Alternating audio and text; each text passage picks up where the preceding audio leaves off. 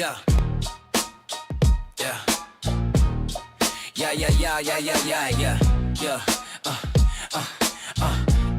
Shake it, but keep pointing out all the lies. Putting the scripture right in your eyes. The Bible guy, he reads Hebrew and Greek and shows you that your book's not unique. The Bible guy, he turns through the pages until every Christian rages. The Bible guy, watch one time and you're hooked. Now let's watch why the Christians get cooked. The Bible guy.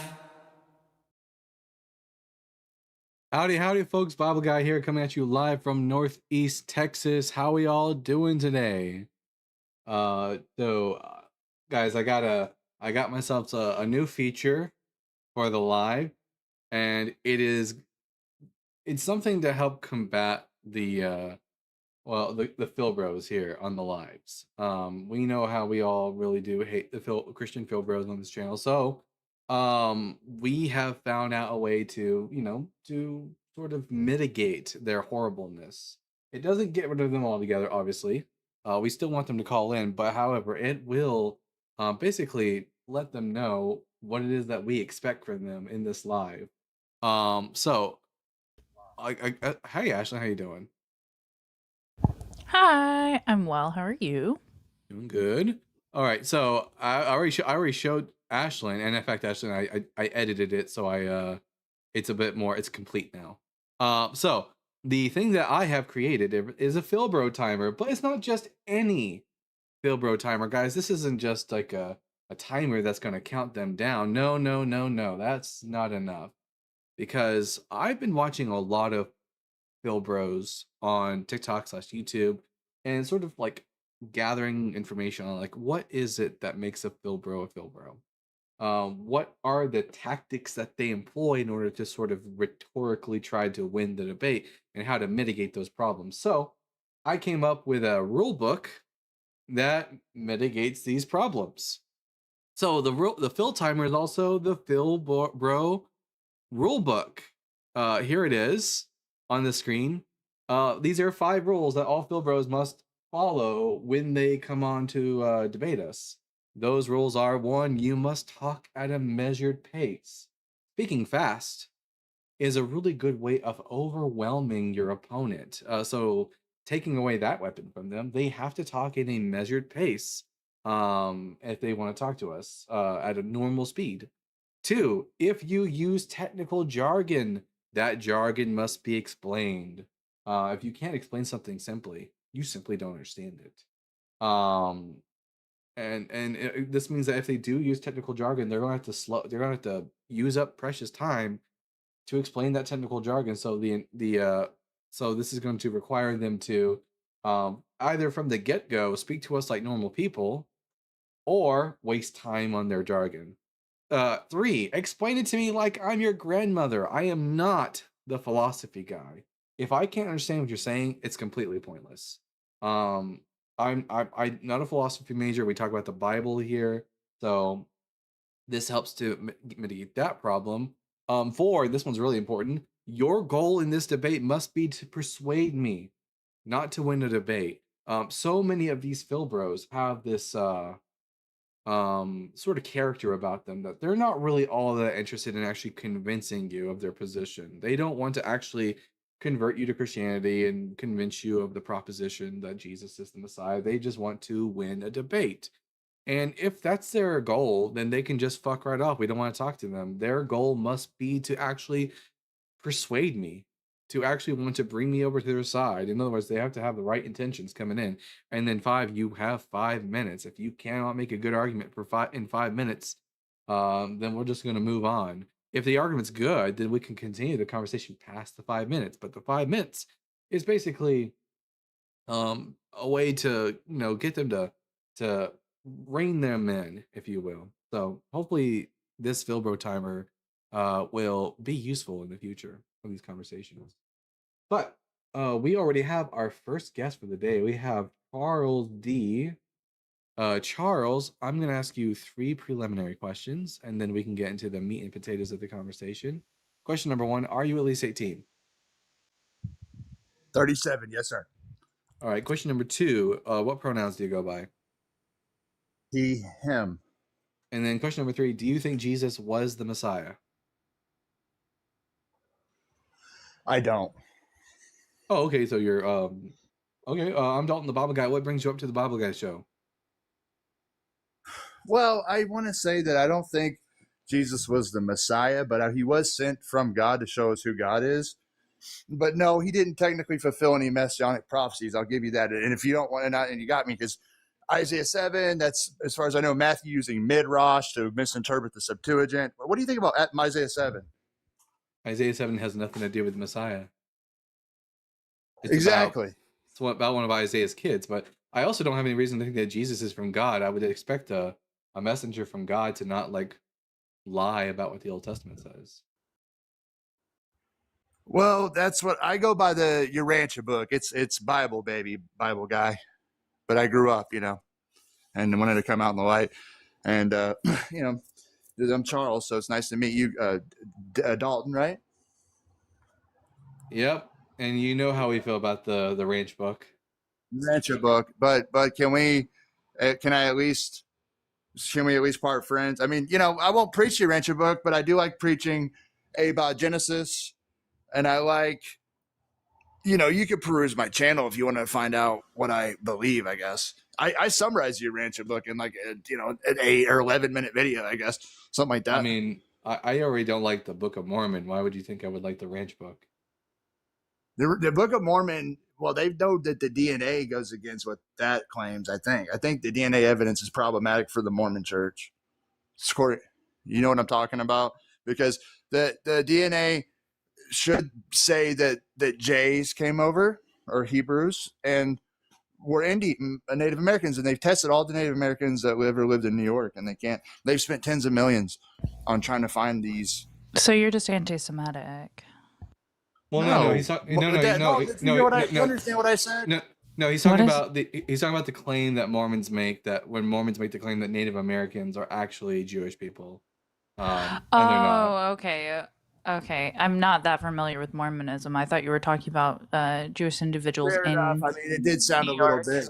Yeah, but Dalton got what I was understanding. I think, yeah. Yeah. Just in the future, just clarify for individuals like myself in the audience who maybe. I was very vague. I'm out of breath. I'm, at the end of the day, I'm trying to get back into. So, at the end of the day, I'm just not interested in any books that are written past like the classical period of history.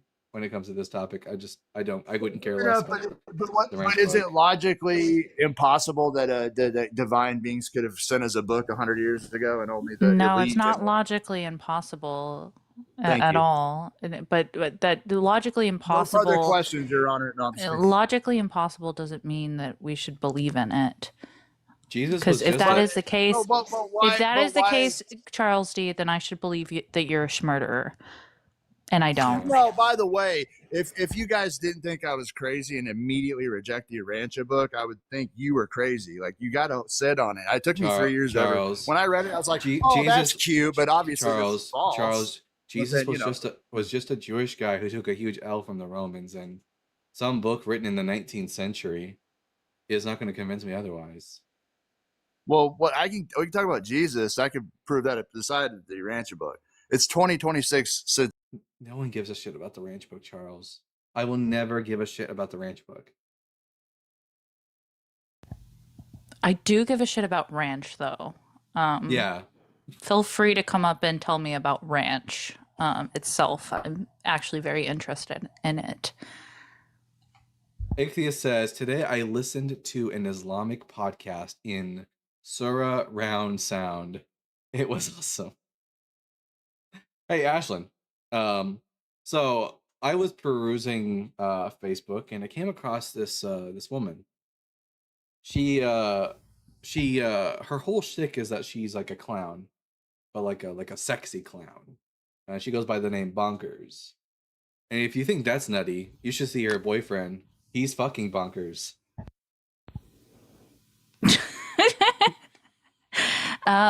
Yeah, every guy that I've dated is the same. If I'm being honest. Here you guys go. I came up with that one last night. I couldn't wait to tell it today. Anyways, Anyways, One everyone, time I came up with a joke that only works if I know that you don't know any nuns, because they'd be like, I'd be like, how many nuns do you know? And they'd go, none. And I'm like, ah. And then I learned that some people actually do know nuns. And yeah, it didn't work. So yeah, you didn't expect. I'm ex-Catholic. You should have expected me to know a nun or two. But everyone, make a sure nun or you're two. yeah. Everyone, make sure that you tap. Okay, we're not promoting the ranch book in the comment section. Muted. Anyways, I mean, honestly, anyone in the chat here, just because Charles SD is trying to say this, or Charles D, I don't know, maybe, never mind, I'm not going to make that joke. Go look into the Urantia book. Go, the same with Mormonism, the same with anything else. We're not going to tell you not to read it. Just critically think about it. I doubt that it has any sort of, I mean, maybe it has truths in the sense that so does Harry Potter, but I doubt that anyone's going to come to this conclusion that it's like, you know, ultimately spiritual. It's not going to be any different than Mormonism or what's that other the Scientology. You know, special Well, I don't revelations. know. Maybe it's less racist, but I also kind of doubt that. We can only hope.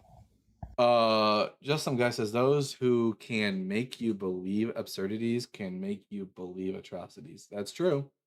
Absolutely. Now, anyways, everyone, make sure you are tapping that screen, share the live with those you love, with those you hate, with your friends and with your enemies. Let's get the word out there so we can have some interesting conversations. I'm Dalton, the Bible guy, and I'm an atheist who thinks that Jesus was not the Messiah.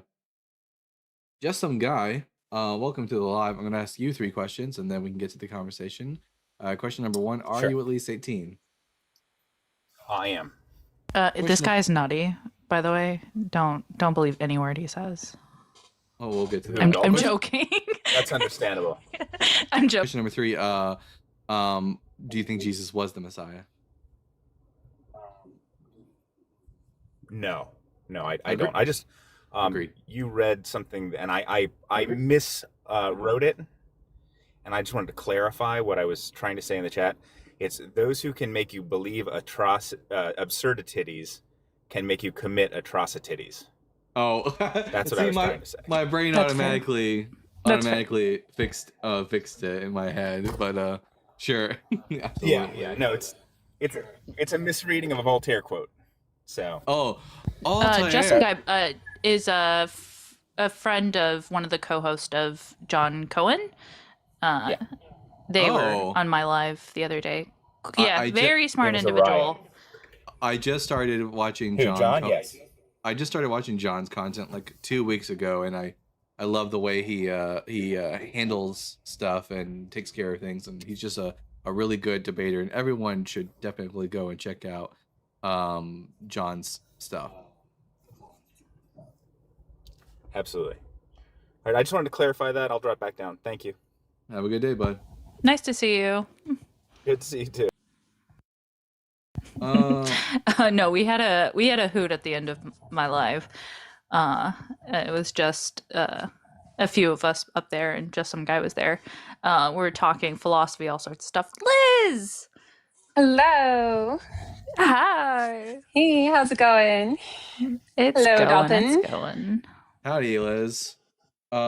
Just checking over on YouTube. Y'all let me know. I see someone saying no audio. So let me know on YouTube if things are breaking up for you guys. Let me know. Also, Tinsel Sar GT says, by the way, Christ is king and repent for your sins. I would say Christ is king of the dead people, and that he's dead and he's like the most well-known dead person. And then your YouTube your YouTube audio is fine, by the way. I just checked. All right. And then repent for sins. Well, there's no such thing as sin. Sin is a construct of religion. If you don't believe in the religion, if you can't demonstrate Jesus was even the Messiah, then why should I fucking believe in sin? You know? Hi, Dr. Ajim, good to see you. The live just coffee cupped. The live just coffee cupped? That's weird. I Um, was just teacupping because Dr. Ajem was texting me. oh, all right. Well, hopefully TikTok's not being all fuckery today. Anyways, hopefully we can get some opposition in here today. Um, but did you, Liz? Did you see I got a new Philbro rulebook / timer? I did not see that. Yeah, I got a new rule book that Philbros have to follow in order to have conversations with us. That basically disarms them of all the most annoying traits that they have. How does that work? Basically they have to talk in a measured tone.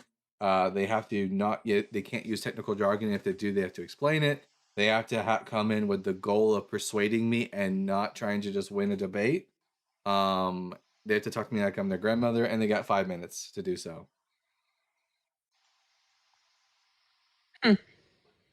Challenging. Yeah. Yeah, it'll be challenging for them. I mean, the thing Exactly. Yeah, I don't think they can do it. the thing about Phobos is they know what they're doing. The reason they talk fast and they use like a lot of jargon like that is because they want to overwhelm their opposition, who generally are not philosophically inclined, so that it could appear as if they win the debate. But that's not going to fly here, and they can either run away with their tails between their legs, or they can comply and have a good and honest debate talk with us. Tall order, Dalton. Yeah. Well, it is what it is. That is a tall order because they can't even resist, just being obnoxious like that to begin with. Yeah. So Yeah, go ahead, might as well Ashley. just say no Philbros. I do just want to say kind of why we're not having anyone in here. To make sure that you're, if you're part of the Palestinian movement, to keep eyes on that. I know there's a lot of stuff going on with Iran, and it's very busy, but I just received word from Elias that his mom's in the West Bank, Palestine. Actually, she moved to Jerusalem and, has a lot of contacts, and they're not able to get money. They're running out of food, because unfortunately the state of Israel is, I think, using this as an opportunity to continue some of its just horrific actions. Also, don't mean mean to Jewish people on this basis. I was talking to a friend of mine, and apparently I was one of the only people to check in with them in like 3 years, besides just friends and family. They're not involved. Like, don't forget too that like there are people outside of this that are being affected that do not support these actions as well.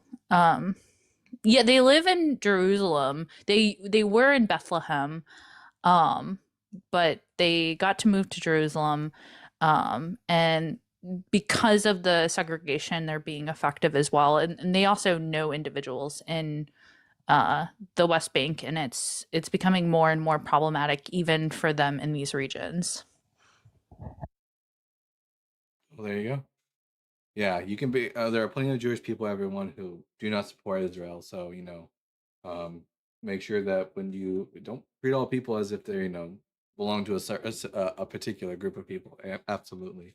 So yeah, Jewish doesn't automatically equal Zionist. Exactly. Yeah. Fantastic. All right, we got our first guest, another guest, Cody Lynn, which I think is Cody is a friendly. I think. We'll see. Cody Lynn. I'm gonna ask you 3 preliminary questions, and then okay, you are friendly, but I'll just ask the same questions nonetheless. Question number 1: Are you a state team? I'm sorry. I'm not a Christian. I'm 53. She, her. I didn't hear the first question. I'm sorry. So I just went with the role that you normally ask. Well, that's basically what I was asking. What brings you up, friend?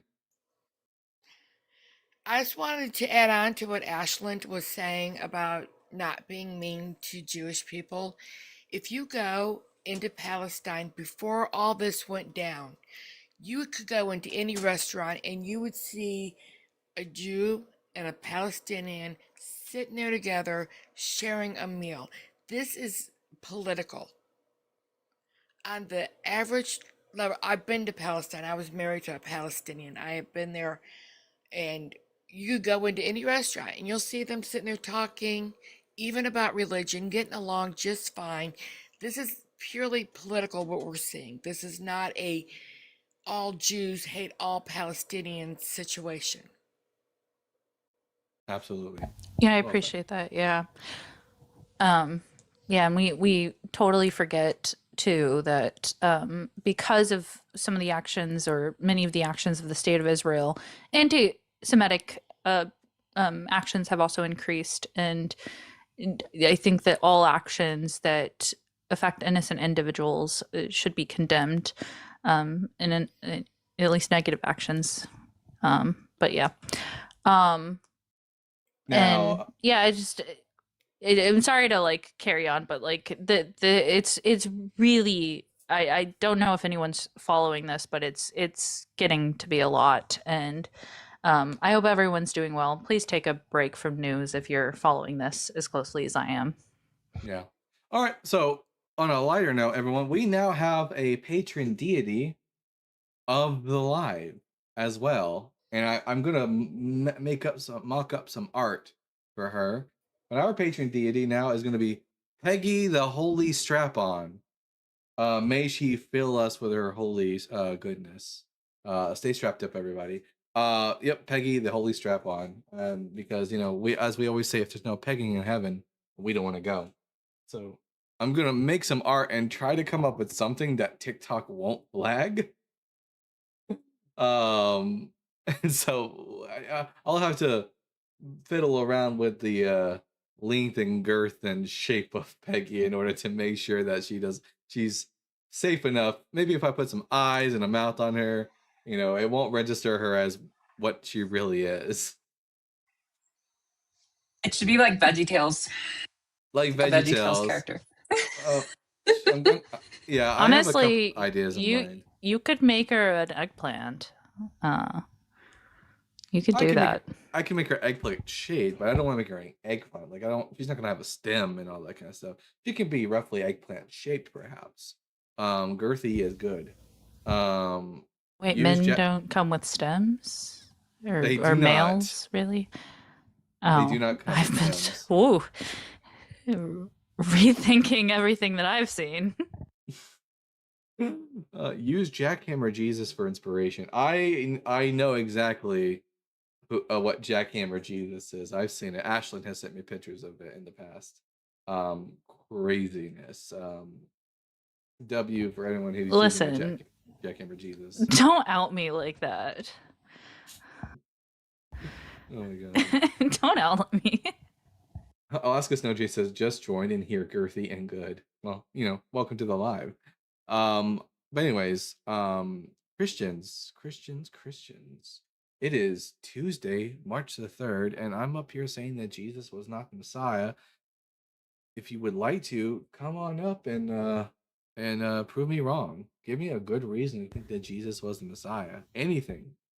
I would love to hear anything that would convince me of the proposition that Jesus was the long-awaited Messiah of Israel. Dalton, but Isaiah 53, Psalms 22, Micah 5:2, like, don't those all prove it? I don't know. Maybe if a Christian comes up here and brings them up, we'll get into that. Sage says, "Are you a mythicist?" And the answer is not currently as it stands. I'm like 51% historicity, 49% mythicist. Like I lean towards historicity, but I don't have any problem with certain iterations of mythicism. But while we're waiting for a guest to come up, I've got some I got some super chats to read. So I'm gonna go ahead and do that. Let's see. At spirit animal of chaotic capybaras, pretty cool name, with the 5 pounds. Enjoyed listening to all the pillow talk yesterday on Justin's live. I love the content. Hashtag rock hard ridiculous, like gaping for Peggy. Gaping for Peggy. Capybara. Capybara. I just have to. Capybara. Capybara. Someone says, I don't see the request button. It's at the bottom of your screen. You'll see a picture of like like a pink and blue person sitting next to each other. You click on that, and you can request to come up as a guest. And then we got Zach Petronoff with the $5. The holy strap-on doesn't need to be phallic. It can be fist or tentacle shaped, or anything that might not get you flagged. I'm a pretty good artist. I think I can come up with something that will be what I want it to be, but also not be flagged by the TikTok. I'm pretty good at caricatures, including characterizing a strap on. Joel was going on about capybaras today. Were they? Okay, fantastic. Love to hear that from him. Yeah, I went on Joel's live yesterday for just a quick second and to try to help out. But hey, those guys they had it handled. They had it handled. Pillow Talk. For anyone who doesn't know, the Pillow Talk is that there are two verses. Yeah. What I love about Joel and Mezzo is they don't seem like they know that much about the Bible. They do. They absolutely do. Absolutely. They're well studied, but they just use satire, and people like are unassuming of them. That's honestly one of my favorite things. Is like they'll like go along with something and then they know different. I don't know. I always like to glaze Joel and Mezzo. So for the person who's saying the pink and blue person is not at the bottom of the screen, so I'm got my TikTok open right now, and sure enough, it's right there. They probably don't have access. They might have got beamed. You did you say something on a live and get your live access removed? That might be it. If see, Kimberly says that they see the join button. So the question is, yeah, did you do something to get it's not on mine either. It says PK Heathen. That's interesting. Oh, okay. Maybe it's just a glitch. Then if you can't see it, follow Dalton or anyone in here, and then restart the app or maybe update the app as well.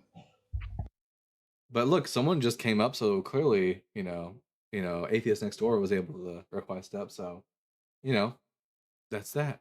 I see it if I had to exit TikTok and reopen. There you go. TikTok been glitching. It happened in Ian's live earlier. Oh no, you're good. The Atheist Next Door. You actually just proved a point. So yeah. So if you're having a problem with not being able to request up, follow me. Exit the app. Close it completely. Come back in, and then maybe then you'll be able to request up. Listen, I got 99 problems, but a request button ain't one. Gigantor says, I can see the buttons, but can't see you. It's wild. We can't request up. Should I do a restart? Yeah, you're early enough, and you don't do restarts until later. So, I'm glad just some guy got my joke, but yeah, we probably should. If you're having that many people have an issue, then it's not a bad idea. At least trying it. And Liz, you better come back or I will call you and cry. I'll be back. All right. All right, let's do a quick restart then. End the live. And then, let's see. Going live. God damn, TikTok. What are you doing to me today? And we got another super chat from at Carlos Valdez with the 100 pesos. Thing. Triple H there. Latest update, Mom doing better. Myself also. Great to see all beautiful godless heathen humans here. By the way, don't love your red lips. Ignore those envious Christians. They are envious. They wish they had lips like this. But okay, we're gonna bring up our guests. Hey. Sinister. Okay, I'm gonna ask you 3 preliminary questions and then we can get into the conversation. Question number 1, are you at least 18 years old? I am. Question number 2, what pronouns do you go by? He, him. And then question number 3, do you think Jesus was the Messiah? Yes. All right, I'm Dalton the Bible guy. These are my friends Ashland and Liz. And I think Jesus was not the Messiah. Prove me wrong. Okay, yeah. I believe he fulfilled the messianic conditions of Daniel chapter 9, verse 24 to 27. All right, Daniel chapter 9. 490 years. When does that calculation begin, according to the book of Ezra? No, not according to the book of Ezra, according to the book of Nehemiah, from Daniel's specifications of a rebuilding of Jerusalem, because Cyrus nor Ezra ever elaborated on a decree to restore and rebuild Jerusalem. Yes, They it does. restored the temple. Well, do you think someone's rebuilding the temple, but they're not rebuilding the city around it? Yeah, because there's no specification. We have nowhere to believe that Cyrus rebuilt Jerusalem according to Ezra 1 to 4. Well, 1 to 4, sorry. Well, But it's in Nehemiah. Cyrus didn't rebuild anything. Neither did Artaxerxes. The people of Israel did. But you think that the people of Israel you think the people of Israel returned to Jerusalem and they were rebuilding the temple, but they weren't rebuilding the city that they were living in? Okay, we don't know that they rebuilt rebuilt Jerusalem in 538 BC. However, what we do know is that Jerusalem was rebuilt in 444 BC, and that was Daniel's specification. So you're just committing an argument from silence, Father. So they were just sitting around. No, you're making the argument from silence. You're saying because the Bible doesn't. I'm saying it's in Nehemiah 2, 1 to... I'm saying it's in Nehemiah 2. Chill out, bud. You're making an argument. You're not going to mute me. Yes, I am. Chill out. I'll just keep muting you anyways. You're quite literally making an argument from silence. You're saying, well, because King Cyrus doesn't explicitly state rebuilding the city, and he only states that he's building the temple, therefore he didn't rebuild the city.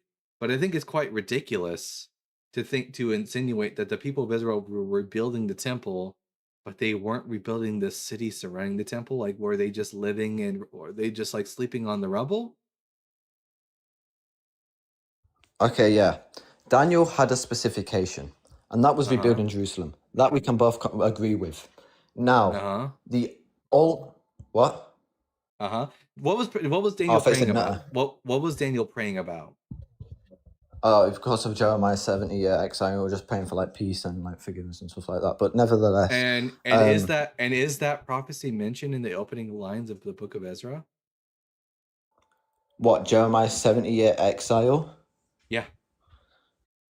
Mentioned in Ezra 1. Yeah. Does the author of Ezra not say that Cyrus's decree is the fulfillment of Jeremiah's prophecy? Repeat the question, sorry? Does Ezra chapter 1 not state clearly that Cyrus's actions are the actions that fulfill Jeremiah's prophecy? Not that I'm aware of. All right, we're going to open up Ezra chapter 1 and see what it says. It says here, let me take a look. Let me pull it up. Hey, Dalton. Yeah. You've got a number of viewers, including myself, that you've gotten into some weeds that we actually don't quite understand. Do you mind doing like 1-2 minute?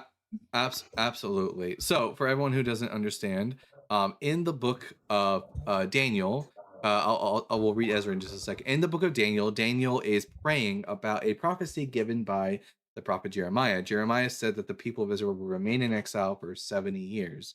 When the 70 years were up and the exile didn't seem to be ending, Daniel was distressed about this, and he made a prayer to God about what he's basically going like, God, what the fuck is happening?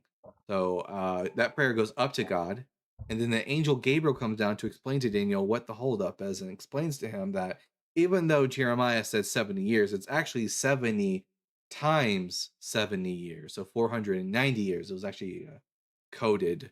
And then the angel says that from the going forth of the word to restore and rebuild Jerusalem until an anointed prince shall be 490 years.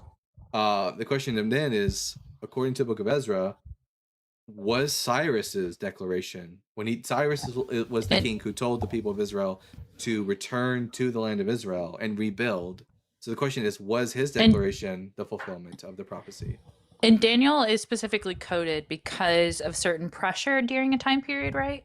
Am I recalling this correctly? Yeah, the author uses a lot of coded language in order to avoid a lot of persecution from the Greeks, because they were writing Okay, during. just to make sure that this is hold on, Cinder. We have people in here that don't actually always understand this. So, Yeah. like, I thought it was done. this is actually something that you can read coded as an atheist, as a Christian. Like, this is something that coded language is okay to do. They're not always writing what they mean directly in scripture like this. All right, that's all. So- I just wanted to So make symbolic. sure audience was aware. So here's what the Book of Ezra says. It says, in the first year of King Cyrus of I Persia, can grant it. to fulfill the word of the Lord from the mouth of Jeremiah, the Lord stirred up the spirit of King Cyrus of Persia. So the author of the Book of Ezra seems to believe that Cyrus's declaration is the word that goes forth in order to fulfill the words of the prophet Jeremiah. So when the Book of Daniel says that, this is about Jeremiah's prophecy, and that from the going forth of the word to restore and rebuild Jerusalem until an anointed prince shall be 490 years, I'm going to take it to mean that this going forth of the word from Cyrus. Okay, I can grant it. I accept that. So yeah, where in Ezra 1 is Jerusalem rebuilt? What they start rebuilding with the temple. Wait, do Where you is think Jerusalem? do you think the Temple Mount is part of the city of Jerusalem? But that doesn't mean the temple is Jerusalem.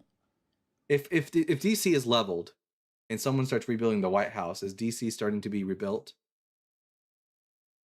What a place in DC?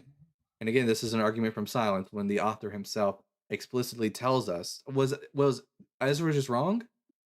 Is Cyrus's word not the fulfillment of the prophet of Jeremiah? No, because the only rebuilding of Jerusalem we are aware of is King Artaxerxes in 445 BC. Just because you can make these cool parallels, whatever, that is not Daniel's specification of the start line. Is Ezra wrong? I'm not saying he's wrong. I'm saying that you're just making up bullshit. I'm not making up bullshit. You've to try and create a narrative. You've committed a fallacy, the argument from silence, to make your point. That's an what? So when I say Nehemiah 2, when I say Nehemiah 2 talks about a rebuilding in Jerusalem, that's an argument from silence. No, when you say that, since it doesn't say anything about Jerusalem, the city being rebuilt by Cyrus, therefore wasn't rebuilt, that's an argument from silence. The Book of Ezra explicitly tells us, quote, to fulfill the word from the mouth of Jeremiah. It's Cyrus. So what was Ezra talking about? Okay. I could not really give a shit, because that wasn't Daniel's specification. You don't care about what the Bible says? Is that what you just twisted out of me saying that? Yeah, when I tell you that the Book of Daniel is about the prophecy, about the fulfillment of the prophecy from Jeremiah, and Ezra says that Cyrus's decree is to fulfill the word of the Lord from the mouth of Jeremiah, and you say, I don't give a shit, why should I talk to you? Because I'm still saying that, listen, I don't have a problem. Listen, I don't even have a problem granting it as a partial fulfillment, because I know you're going to mash Jeremiah's 70-year exile into Cyrus's decree and make a timeline there about the Maccabean revolt. And honestly, I'm not mashing them together. The Book of Ezra is telling us that Cyrus's decree fulfills the word of the prophet Jeremiah. But you believe the fulfillment of Daniel 9 is the Maccabean revolt, right? Oh yeah, it's about Antiochus Epiphanes. It's about, okay, yeah. And I don't have a problem in a partial fulfillment of that. However, they do not fulfill all the conditions of sealing prophecy and bringing everlasting righteousness. There's an easy explanation for that. Prophecy fails. No, or maybe there's an ultimate fulfillment that fulfills all the conditions, including the start line, the specification of the start line, because we don't have a recorded rebuilding in Ezra or Cyrus or in 457 under King Artaxerxes. Our only writing of a rebuilding in Jerusalem is in 444 BC under King Artaxerxes. You are a yapper, aren't you? So that's an hey, fatty, you're not going to. Oh, look hey, at that. Fatty, you're not going to. You're basically conceding the argument. When you make fun of my weight, you're conceding the argument. Crash out. Crash out for Christ much? Hey, I've been following and tracking this. Okay, you're not going to mute me. I will mute you. We are. Okay. I'm going to drop it. Oh, Go ahead, threaten do us it. with a good Run- time. Yeah. Concede. We'll fuck. Concede. Well, you already conceded when you Yeah, start insults. We'll fucking miss you. So because he Oh didn't no!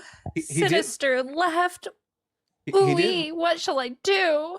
he didn't like what the book of Ezra had to say. He couldn't like acknowledge the fact that Ezra explicitly states that that Cyrus's word was the fulfillment of the prophecy. Yeah, that wasn't ad hominem, by the way, what he did, because he didn't address my point and he insulted me. If he would have just insulted me, that'd been one thing. But he just like ignored what I said and didn't want to address it and made an argument from silence. So bad start for Jesus today. All right, we're gonna move up to the next guest. We got Batman. Batman. Swear to me. But anyways, Batman. I'm gonna ask you. I'm the Messiah, Batman. Just FYI, you were asking in the comment section. Just some guy clarified for you. I'm the Messiah. So Batman, I'm gonna ask you 3 preliminary questions. Question number 1: are you at least 18? Yes. Question number 2: what pronouns do you go by? He, him. And question number 3: do you think Jesus was the Messiah? Yes. All right, I'm Dalton, the Bible guy, resident atheist, Bible expert. I don't think Jesus was not the Messiah. Prove me wrong. Okay, so we would have to go off prophecies. So Sure. let's go off some prophecies. So we Yeah, got let's just Isaiah start with 7 one. 4. Yeah, that's what I said. Yeah. So so if we start with Isaiah 7:14. All right. So let me know when you got it up. Here, I'm going to pull up Isaiah 7:14, and we'll read it together, and we'll see if it sounds. Liz, I know you went to Bible school. Did you read this one? Isaiah 7:14. You didn't read this one, did you? Batman's informing us right now. Hold on. Oh, okay. Yeah, this is news to me. I've never heard of Isaiah 7:14. Thank you. Aren't there only like 3 chapters in Isaiah? Thank you. Yeah. All right, let's see. Isaiah 7:14 says, "Assuredly, my sovereign will give you a sign. Nonetheless, look, the young woman is with child and about to give birth to a son. Let her name him Emmanuel." How is this about Jesus? Can you show me anyone else named Emmanuel? Yeah, born from a young woman. Yeah, me. And what's named Emmanuel? Oh yeah, Jesus. I would ask, what's the context of this passage? Before we get to the context, like half of all people are born from young women. Just FYI, at least a good phenomenal amount. And there are tons of Jewish men in Israel today whose names are Emmanuel, and they're also born from young women. I didn't ask that. I said from the Bible. So are we not using scripture? Are we going outside of scripture now? What you asked me was how many people are born of a young woman named Emmanuel, and yeah. So now I'm them. asking: are we talking about the Bible or not? No, you didn't ask me about how many people in the Bible are born from a young woman named Emmanuel. Yes. Yeah. So that's why I'm going to get context so we can. Okay. Use a little common sense. Jesus' name was Jesus, not Emmanuel. So that's not what I asked. I said in the scriptures. Okay, I'll make it very specific for you. Here, I'll help you. So very specifically, because we're using the Bible. This is in the Bible. So don't go outside the Bible because we're Okay. So give me a prophecy shown of a kid born of a young woman in the Bible besides Jesus called Emmanuel. Yeah, Emmanuel, the son of Isaiah. This is Isaiah's kid. Jesus, it said. Notice what it says in the last part of the verse. It says, "Let her." So Isaiah was not born. You're let her. The Bible. Slow down. Hey, I'm responding to you. Shut up. Isaiah. It says in the text, "V'kirat shemo Emmanuel." Let her name him Emmanuel. This is meaning that the child's name, and which is given by the mother, the child's name is actually Emmanuel. Where did Mary name Jesus Emmanuel? In Matthew. Okay, so Matthew if I go to 1:23. if I go to Matthew 1:23. Yeah, if I go to Matthew 1:23, is it going to tell me that Mary named him Emmanuel? She named him. She will give birth to a son and will call him Emmanuel. Correct. Nope, that's not what it says in Matthew 1:23. It says, it misquotes it. Look, the virgin, so it changes it from young woman to virgin.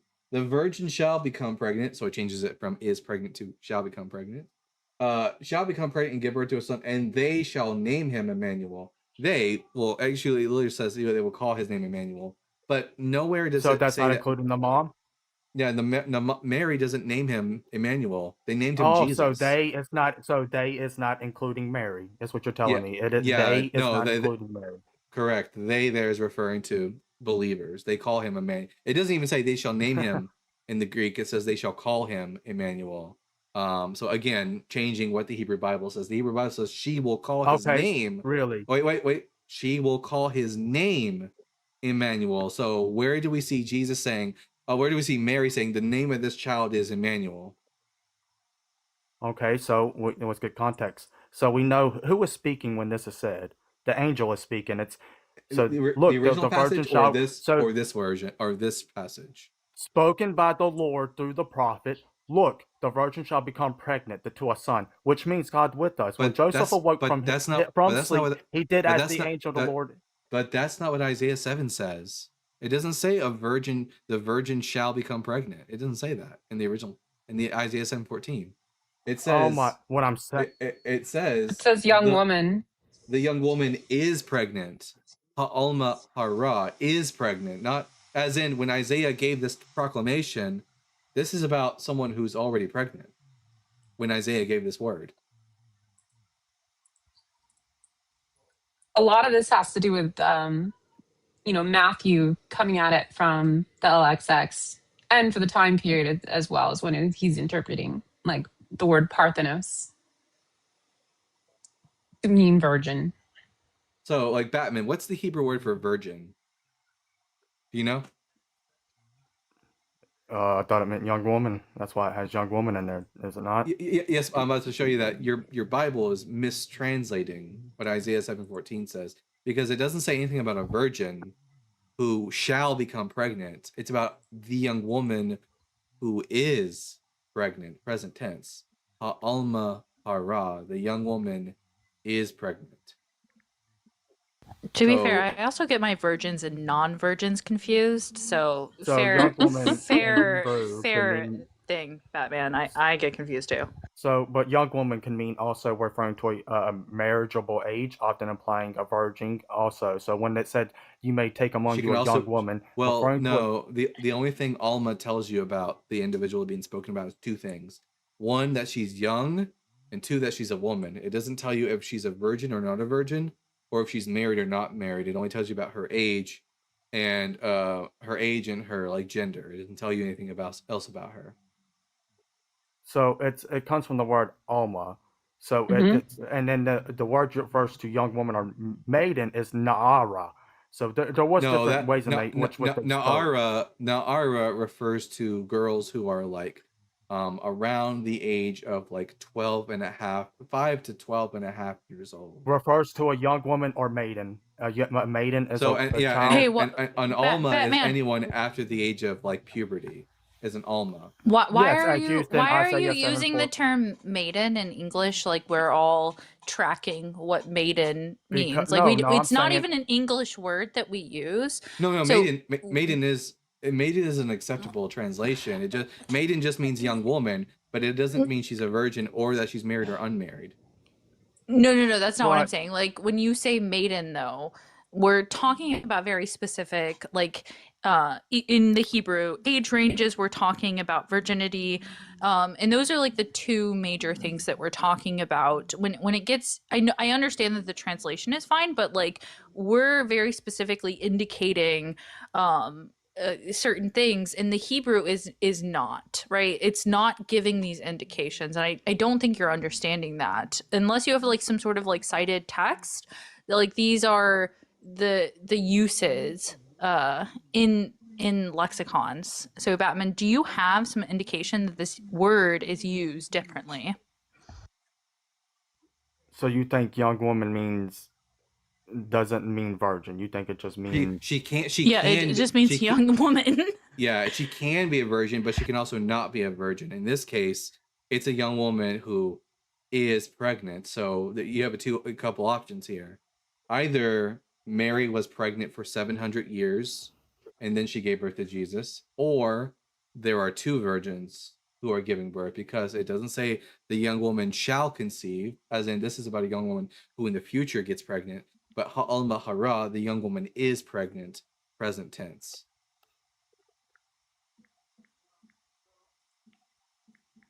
Otherwise, it would say That's the problem. Otherwise it would say ha'alma tahare, the young woman shall become pregnant.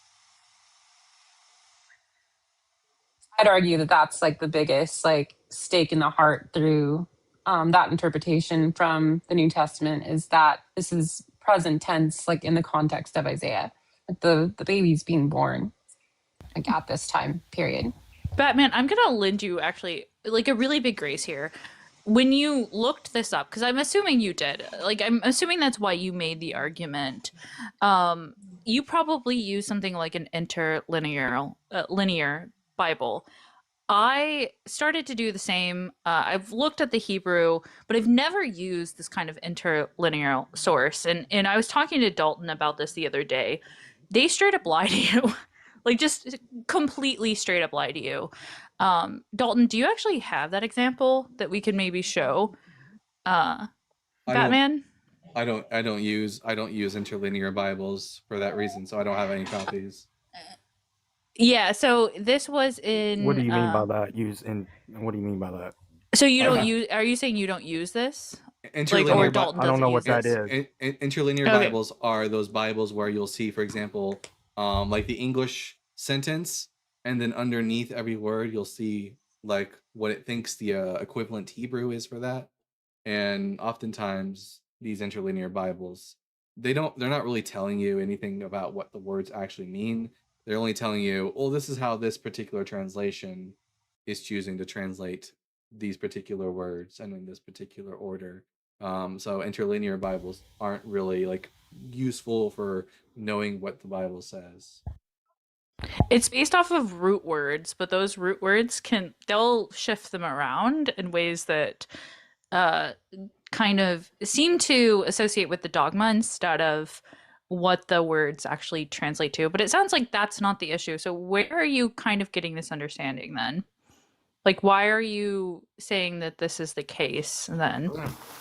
That this is the case because the JPS came out in like 1925. I'm using I'm using the new JPS, which is like updated since at least around 2021. Oh, I read the thing up there and it said JPS on it. Oh, that's why I thought you were using that version. It said JPS version. Yeah, this is the new Jewish Publication Society translation, not the original. The original came out in 1925. It's really a half. The 1925 one's half baked. I'm using the updated version. All the way through to 2005, so it's time. But also, I'm not really leaning so much on the translation. I speak Hebrew, which is why I'm able to make these declarative statements. Like it doesn't say that the Hebrew does say the young woman is pregnant. So what does in Hebrew, what does young woman refer to mainly? A woman who is young, and that's it. So a woman that is young. So yeah, she could be a virgin or not a virgin. She could be married or unmarried. So when you wanted back to say the English, so you wanted to say hold on, Batman. Hold on. Well, here, let me finish. Yeah. He wants to know, Ashlyn. So what you're saying is, if you saw a child, instead of calling it a child, you would just say it was a young woman. How old is the child in Hebrew, and so I can know how to refer to her in Hebrew? So when did they know? Until they consider them no longer a child. So whenever that age is, they're considered a child still. So up until puberty in Hebrew, you would refer to a woman as a girl as a na'ara in Hebrew, and then once she reaches puberty, she's an alma, a young woman. That was actually what I wanted to address. Exactly what I wanted to address. Yeah, is that when we say woman in English, what it meant in the Hebrew, not Also, the same thing. Isvor in the comment section, stop spamming. If you want to preach, you have to come up here and talk to me. So So no more what you're spamming. saying is that so those girls were not virgins, though. They could be. They could not be. The word Na'ara and Alma does the only word that absolutely indicates virginity is the Hebrew word Can you Betula. ever prove otherwise? Can you prove otherwise that they were not virgin, and like using the Bible or any ways when the Hebrews used young woman that it was not a virgin? Just from the word Alma, you cannot know the status of her virginity. What we can know, based on Isaiah 7:14, and we've said that this is very important, and I need you to address it, is the fact that it doesn't say that she shall conceive, but that she is pregnant. Alma hara, she is pregnant.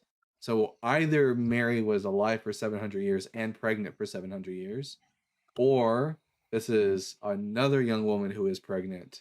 And if you want to say she's a virgin, then there's two virgin births. Hold on. So I would have to get. So what version are you reading? So I can read it from your version, not what you say. I'm reading the Hebrew. In Hebrew. Ha'alma hara vayoledet ben v'kirachimo Emmanuel. The young woman I'll is I'll just pregnant. copy it and translate it. I'll copy it, translate it, and see what it says. Sure. What? Wait, using what? Translation. Google Translator. And then I would translate it into what? I mean, I don't know how accurate Google Translate is, especially since it uses modern Hebrew, not biblical. Okay, I'll just use Bible Hub. Is Bible Hub good or bad? How does Bible Hub going to help you translate? Yeah. So what does hala alama mean? What does hala alama mean? Hala alama is not a word. Alma is young woman, and ha is the definite article. It means the young woman. In fact, in Hebrew grammar, it's called the hey hayadiyah, or the hey of knowing. It indicates to the audience that the object being spoken about is known to the speaker and the one he's speaking to. For example, let's say, one second, Ashley. Let's say, Batman, that you and I are in a room full of desks, and I say, what's the difference between these two sentences I present to you? Go grab a desk versus go grab the desk. What is the difference between these two sentences? Say that again. Hold the desk and hold what? No. If we're in a room full of desks, and I say to you, go grab a desk, indefinite, versus I say, go grab the desk, definite, what is the difference in meaning between these two sentences? So one would mean plural and the other wouldn't. No, I said a desk, singular, versus the desk, singular. Oh, like, so if you say go grab the desk, I feel like it can mean plural. The desk. You want me to grab the desk? So all the desks grab them, and here I'll just give you the answer. So that's an incomplete sentence. No, it's not an incomplete sentence. It's a That's complete a go grab the desk. complete So just sentence. go grab the desk, and that's it. Go grab the desk. Not with an S. A desk. Yeah. The indicates. So I would just grab the desk either way. Wait. There's no context behind it. But if I say to you, go grab the desk, there's something in that sentence that's I'm indicating to you that's different from go grab a desk.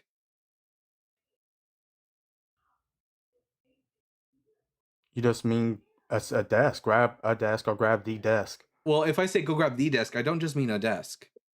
The desk. It's definite. In other words, I'll just give you the answer. The answer is, if I say to you, go grab a desk, that could mean any desk. I'm not being specific. I'm not being definitive. I'm being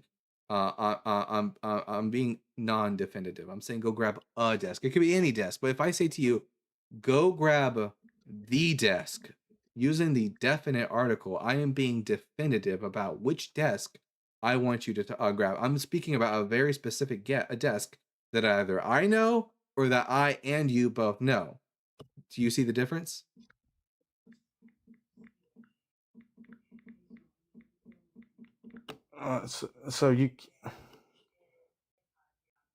So the only way it would mean plural If you say desks. We're not talking about plural right now. All we're talking about in this situation, I'm only asking you to grab one desk in both instances. The difference is in the usage of the definite versus the indefinite article and what that entails. If I saw a room full of desks and you told me to go grab the desk, I would just grab the nearest desk to me. And if Well, you then told you're me to not. grab a Then desk, you're I then you're would not still listening. grab Then the you don't. No, then you wouldn't be listening to me because I didn't go just say. You Go also grab. you might not be cued in on the information. So this is also telling that there's further context to the situation. Between you and I, we know what the desk is versus all the other desks in the room, right? Like Yeah. if there were 100 desks and there was one specific desk we had a prior conversation about, and then I said go grab the desk, what does that mean to you? Flannel is right in the comment section. Flannel said, then you would fail grab the because desk. you're supposed to ask which one. If I say go grab the desk, that's the part where you go, which one? Because I said the desk. I didn't just say a desk. That's how language and grammar works. I am speaking of a specific desk, which is why I use the definite article. In the same way, and this is what we're getting to, in the prophecy that Isaiah here is giving, when he's speaking to Ahaz, he doesn't just speak about a young woman, which could be any young woman. He speaks about the young woman. He uses the definite article to indicate that either he and Ahaz know this individual that he is speaking about. He is saying to Ahaz that the young woman, definite, is pregnant. So he's pointing to a known person who is pregnant when he gives this declaration. That cannot be Mary, because Mary is an unknown young woman from the future, and she isn't pregnant when Isaiah gives the proclamation. I think it's clear that Matthew, the author of the gospel that's making this claim, is doing a typology. This is they're eisegeting this text to make it fit. And if you're wondering, like, how do I check Dalton's work? Because I once was a noob to Dalton, had no idea what was going on. So I would consistently ask Dalton for something. And I don't know if Dalton remembers this, but where else in the text can I find this to compare it to? So if it's being translated to in multiple verses. So if you're using a source, I would ask him, like, okay, how can I compare this to? So I would go look at the Hebrew in one text and then compare it to how it's being translated. You can easily do that. It's actually not that hard. That's how I learned not to trust like interlinear Bibles, and how to just look at the Hebrew and see how texts are translating things. Batman. So if you're like, also, well, is this word meaning what it means? Is he saying that it means this? Just go look at how it's being translated, and if there's inconsistencies within that translation, and compare, because that's actually not that hard. Interlinearies will also let you do that, and then you're like, oh yeah, this translation sucks.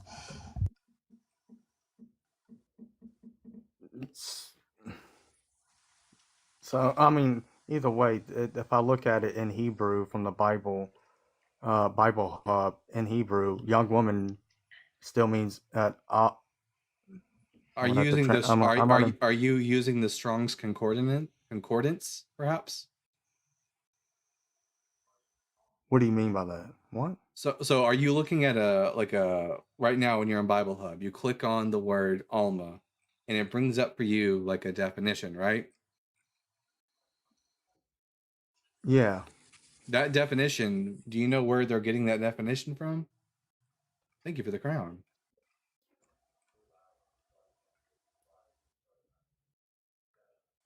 Bible Hub. Brown Driver Briggs, whatever that is. I don't know. Brown Driver's Briggs says young woman. It doesn't say virgin. Yeah, the root word though, that's the problem that I brought up earlier. So I'm trying to figure out what their issue is, and I like legitimately can show y'all the issue that I've run into like several times. Do you want me to resend it, Dalton, so you can pull it up on the screen with the root word issue? The root word of Alma being Not Alma, not Alma, but like showing how root words are put into the Strongs, and then the English is translated. Root word probably isn't the right word to use there, because it doesn't use the root word. The root words are 3-lettered stem words that have different meanings than the compound words that they make up later. So anyway, but here's the thing, Batman. Is Mary pregnant when Isaiah gives this declaration, or is she pregnant 700 years after Isaiah gives this declaration?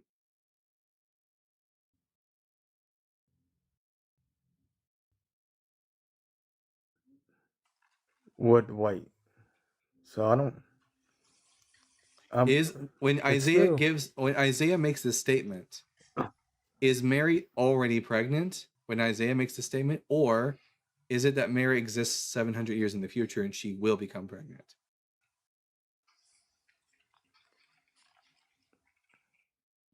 So to get context, I would have to see Isaiah being called Emmanuel. Wait, no, it's not Isaiah who's called Emmanuel. It's one of Isaiah's kids.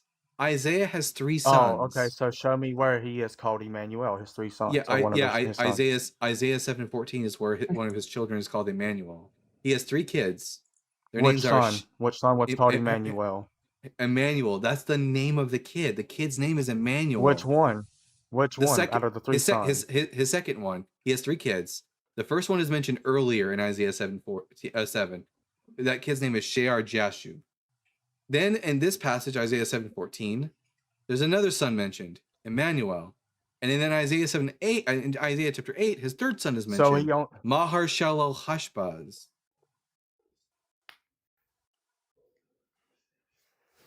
So he only had 2 sons. 3. Shear-Jashub, He had 3. Emmanuel, and Mahar-Shalal-Hashbaz. He had Shahab, and then Mar-Shalal-Hashabaz, the one you said secondly. Shear-Jashub, Emmanuel, and Mahar-Shalal-Hashbaz. Those are 3 kids.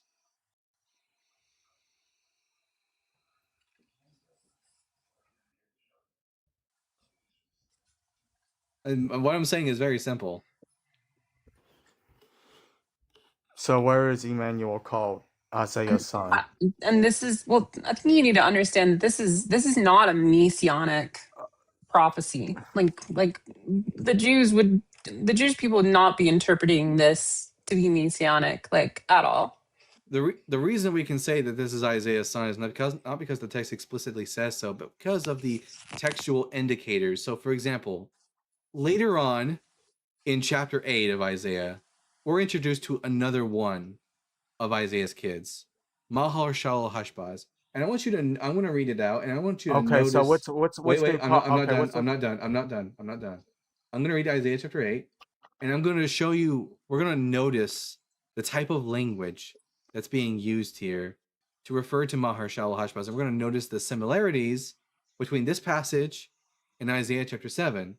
So, God said to me, get yourself a large sheet and write on it in common script for Mahar-Shalal-Hashbaz, a name which means, in the comments we have here a note, Mahar-Shalal-Hashbaz. Yeah, but if you read verse 3, wait, I'm not done. Pillage hastens, looting speeds, indicating that 2 cities are being pillaged in the early states. Okay, and call reliable witnesses, the priest Uriah and Zechariah and of Jerebekiah, to witness for me. I was intimate with the prophetess, so Isaiah has a wife, the prophetess. She conceived and bore a son. Notice that language. V'tahar v'tiled ben.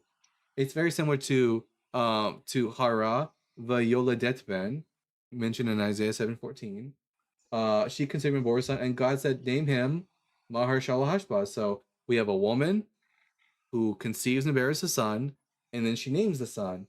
For before the boy learns to call father and mother, the wealth of Damascus and the spoils of Samaria and the delights of Rezin and the son of Remaliah shall be carried off before the king of Assyria.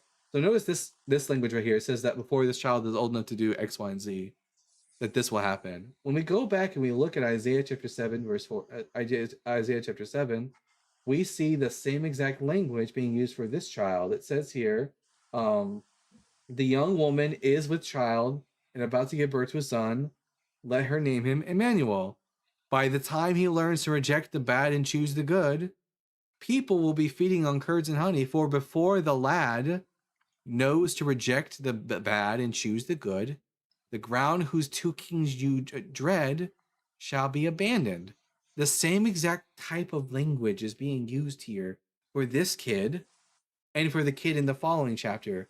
And later on in chapter 8, Isaiah will say, look at me and the children that God has given me, children plural, that God has given me. They are signs and portents to the children of Israel. He says that his children are signs. And what does he say about this child in Isaiah 7:14? That the Lord himself will give to you a sign.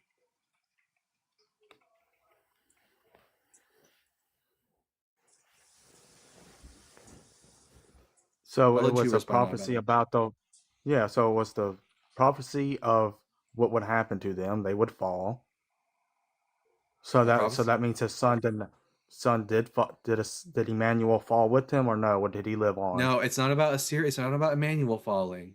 It's about Assyria falling. That before this child Emmanuel is old enough to know the difference between good and evil, the land of the two kings that you dread will be carried away. Remember, King Ahaz of Jerusalem, he is being accosted by the Assyrians and by his other enemies, the kings of Israel and the king of King Rezin of Pekah, son of Remaliah. He's being accosted by these kings, and Isaiah is saying, "Look, God is giving you a sign. Here's the young woman who is pregnant. She's going to have a son. She's going to name him Emmanuel, which means God is with us, because the child is meant to serve as a reminder to King Ahaz that God is with him. And before that child is even old enough to know the difference between good and evil, which that means he doesn't automatically know it from birth. He's not divinely inspired to know the difference between good and evil automatically. Before this child knows the difference between good and evil, the land of the two kings that you dread will be carried away before you."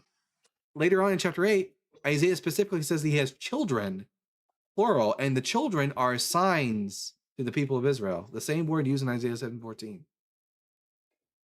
So what happened to them? To the enemies? No, to King Uzziah, the prophecy given to him. What happened to them? The ones given the prophecy. He wasn't conquered by the Assyrians, like Isaiah said. The Assyrians was destroyed. What happened to him? The Assyrians were destroyed. So he lived on until what? Yeah, Ahaz went on and lived, and he ended up having his own son, being Hezekiah.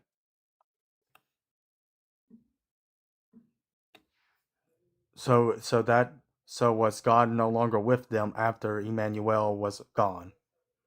No, the whole purpose of Emmanuel was to, as a reminder to King Ahaz that God was still with him. Imagine it like this. Let's say we're living in the Cold War, and you are one of the people who are being like accosted by the Russians. A prophet comes to you and goes, here's a young woman who's pregnant. She's currently pregnant. You can see the bump or whatever. Before this child is old enough to know the difference between good and evil, Russia is going to be, the Soviet Union is going to be dismantled. And you think God has abandoned you, but he hasn't. And as a reminder, this child's name will be Emmanuel, which means God is with us. This child is a reminder to you. But when it spoke of the other two sons, I want to know why. And I say, you said in chapter 3, it says, your son, it said literally it was his son, and you shall call him Mashallah Hashabaz. And then the next one, it says, this is Isaiah's son. How come it never said, how come out of all of them, these two, but yet the third one, for some reason, it did not say, this is your son? It doesn't have to. The original audience, unlike you, the original, no, because the original audience is a little bit more in tune to what Isaiah is writing about than you are. The audience would have known who Isaiah. He did it for two of them, but not one of them. So no, actually, no. He didn't do that for Shear Jashub. Shear Jashub is only Shear Jashub is only mentioned in Isaiah 7, and it never tells you, this is child's name is Shear Jashub, and I will give, and it never gives a prophecy relating to him. But we can insinuate that there's probably a prophecy that never says. I mean, Isaiah 8:3 never says that this is Isaiah's son and is named. Isaiah's son and his name is. Oh my! You are not listening. You are not listening, and that's the biggest problem with this conversation. You're just not tracking. Isaiah, when it comes to Shear Jashub, Isaiah's first son, we're never given an instance It like means, and that Emmanuel or means, a remnant shall return. Yeah. yeah, We're shall not, return. That's what I was going to try to point out. It's like all the children's names, like all three of his children's names are named for a symbolic representation of like what's going on during that time period too. It's not. Yeah, I never asked. It's all the context. No, Dalton, is there another time where this occurs in the Bible that maybe you can point out? it happened. Where It happens. symbolic naming? Yeah, Hosea, chapter 1. Hosea, the prophet who lived at the same time as Isaiah, has 2 kids. He names them Lo Ruchama and Lo Ami, meaning no mercy and not my people, because the kids served as symbolic symbols to the children of Israel. That God was that there was no mercy for them, and that they were not God's people. Yeah, this is like super common, Batman, when you start to study the Bible. And I'm trying to like bridge some gap here, and maybe I'm doing a bad job, but like this type of language is used like consistently throughout the Bible. You're right. So you have to concede in Isaiah 8:8, it was speaking of his son, and sweep on into Judah, swirling over it, passing through it, and reaching up to. Hold on. The number one thing you have to concede. If his name is the number one thing you have not yet addressed in this entire thing, you seem to just be completely overlooking it, is that the young woman is pregnant. She is pregnant. Will you, for the love of your God, address that point? Because I've mentioned it at least 5 times now, and you have not once addressed it. The Hebrew says that she is pregnant, not shall be. What does is mean? What does the word is mean? So they use the word is in Hebrew? They use the word hara, and hara means is pregnant. It's an adjective to describe the nature of what the thing is in that moment. Ha'alma, hara, pregnant woman. It's like saying Beit Halavan, the White House. White is describing what the house is. Yeah. The young woman is pregnant, not she shall become pregnant. It doesn't mention a young woman who shall become pregnant. It says the young woman is pregnant. So, was Mary alive during the time of Isaiah, and was she already pregnant? Was she already pregnant? No. So it can't be about her, is a because prophecy. No, it's not. A prophecy. Well, no, it's not, because it doesn't say the young woman shall become pregnant. Okay. The only part so that means Isaiah 8. The only part about this that's prophetic is what's going to happen to the kings later. But the woman's already pregnant. So who is it? It can't be Mary. You're right. So Emmanuel, it is outspread and will cover the breadth of your land, Emmanuel. So somehow Isaiah's son is going to sweep onto Judah, swirling over it, passing through it, and reaching up to the neck. What are you reading? Isaiah 8:8. So this is speaking about Emmanuel, the son of Isaiah. Somehow this makes no sense. That's Mahershala Hashbaz. So read the verse. What is the last word in that verse? It's the same as used in Isaiah 7:14, which you say is Emmanuel. It still uses Emmanuel. But you're saying it's speaking. So somehow Emmanuel is in outspread wings and cover the. That's a statement. God is with us. Same with the Isaiah 7:14, as God is with us, not a son. Isaiah. Except for in that case, it's the name of a kid. So Emmanuel. Listen. Vekirat Shemo Emmanuel. She will call his name Emmanuel. In Isaiah 7, it's the name of a kid. In Isaiah 8, it's a declaration that God is with us. Shala, like, well, what is it? Or like this is really common in these languages. Like there's tons of like Arabic representations that I could give you, that are used in the same way. If you've ever studied languages from this region, you will understand why this is like, it's not just used in ancient days, it's still used to this day in Arabic. Batman, how can this be about the virgin birth if the woman here is someone who was pregnant in the time of Isaiah? Because I would never believe that Emmanuel could ever be in a sweep in Judah swirling over it. Batman, I need you to respond because to I what don't I believe no, Isaiah shut up. I need you to respond to what I asked you, not whatever the fuck you're talking about. How can the young woman in Isaiah chapter 7 be the Virgin Mary if it's a woman who's already pregnant when Isaiah gave this declaration?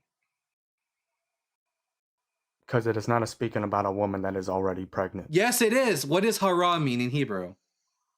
Okay, when did she birth this child? She said he is pregnant, so Well, she hasn't birthed him yet. When was she birthed? Presumably within 9 months of this prophecy, because she's already Prove it. pregnant. Show me in the birth where he. Yes, he is the proof is women are generally pregnant for 9 months because this between 1 to 9 months, a woman's pregnant for 9 months. So if a woman is pregnant, you can guarantee, unless it's like a really late birth, that she was going to be giving birth at least at the maximum around 9 months from now, because again it says the young woman is pregnant. Here's the problem you're having, Batman. Can you just show him another way that this is used, so where he accepts the translation? Because like I don't know how else to get across to this dude, where like it's very clear in his own translation. Because I think that's like the easiest way for us idiots, including myself, to start to understand this.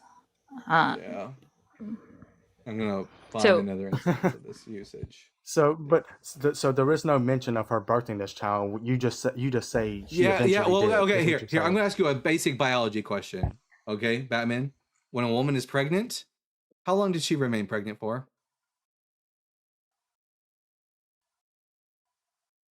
Don't fuck this up, Batman. Outside of the Bible again. So when has the Bible never spoken I of have the given you birth? an olive branch.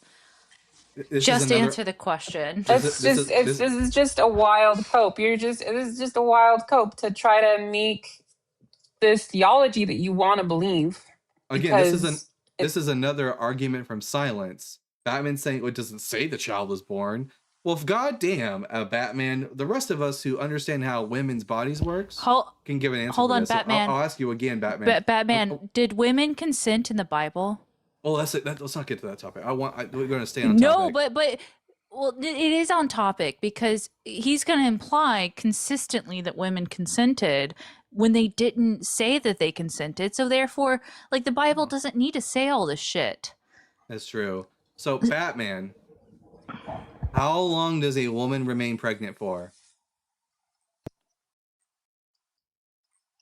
I don't know when she birthed it. I don't even know if it lived. How long does a woman remain pregnant for? I'm going to keep asking you till you answer. If it lives 9 months. If it lives 9 months, but I don't know if it lives. Is the woman pregnant in Isaiah 7?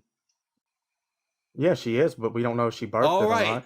Oh, okay. So what? Okay, God. I guess God's prophecy failed. Then the child died in the womb. That's what we're saying now. That's a wild cope. Show me where she birthed it. It says she will birth it. It did say she would birth it. Show me where it's birthed. You're twisting yourself into pretzels. Batman, the prophecy to try to make this work.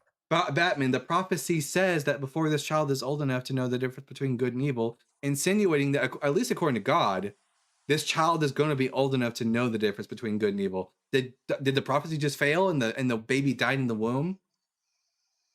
Show me when the child was born and before he knew good and evil. I guess the prophecy. So I guess God was wrong. The prophecy just failed. Oh no, it happened in Matthew. No, it didn't, because you know what, Batman, you're too stupid for me to continue this conversation with you. Basic words go right over your head. They're just indoctrinated. They're trying to apologize for this part of the scripture, because I mean, if it's not true, it becomes very problematic for their belief system. Jesus fucking Christ. I sent you, Dalton, the interlinear in the RSV. The RSV says in the passage that she's a young woman, and then you go and look at the English Nasab, and then they just trickily put it to a virgin, but you go to click on it, and you go down to the Brown Driver's Briggs, it says young woman. I thought that was fairly interesting. I I sent you the screenshots. This is all the RSV, by the way.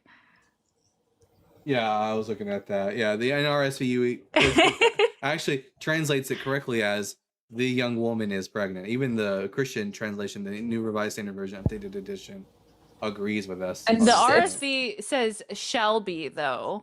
So I'm always interested to look at how these versions. So the I always want NRSVU to says use is pregnant.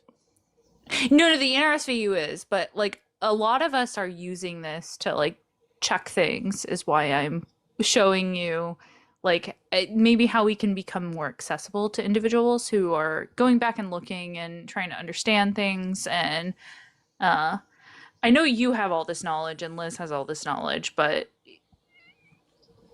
do you kind of understand what I'm getting at? You pulled up the RSV, which is like a inadequate They don't translation. have that. Yeah, they don't have this on like I'll definitely talk to you later about this to explain to you why I'm showing you this. So in order to kind of like go back though and check like what these things mean and pull up the Brown Driver's Books, because you use this, right, to pull up the BDB, right?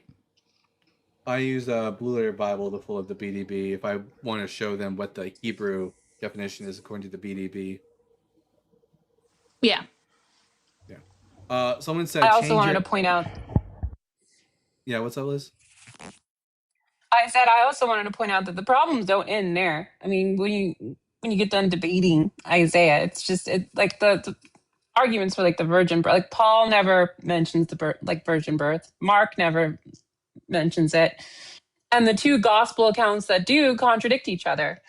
Like Luke and Matthew both contradict each other, and the problems don't end with just a horrible interpretation of this passage. It's just you got to get to some point where you're just like, yeah, Matthew doesn't know what the fuck he's talking about. Like this is this is just a bad Jesus link. The real Batman would have been able to follow that conversation, but this this fake Batman was an absolute dumbass. I was just thinking, layers and layers and layers of problems, and it's just like, at what point do you stop twisting yourself into pretzels trying to justify this belief in the virgin birth and just accept that this is just was poorly we eventually got Batman conceived to get to the point where he thought that Emmanuel had died in the womb. Crazy. All right, I'm gonna read some. Dying in the womb. I thought that was crazy. All right, I'm gonna read some super chats now. Let's see. We got here. Act spirit animal of chaotic capybaras again with the £2. Caller fulfilling Ezra 722. Salt without limit. F. Yeah, it's a good one. Absolutely. That these guests today have been absolutely wild. Salt without limit. And then At Fern Love Bond with the $2. Penetrated by her girthy goodness. Hashtag and gaping for Peggy. Absolute W. Yes, we are all gaping for Peggy. Peggy the Holy Strap On. And then at Brian Peck, Dr. Brian Peck with the $2. Here's money to get that guy into a grammar school. Yeah, like the fact that we were struggling with the difference between the word a and the word the should have told us everything we should have known about the rest of the conversation, how that was going to go. And at Dr. Brian Peck again with $2. Now he's saying the young desk will be fragging it. That is the level of inadequacy I was receiving from that last guest. I don't know how or why the topic of plural versus singular came up when neither of the sentences I had were in the plural. Wildness. Look, I've been watching some videos on carpentry.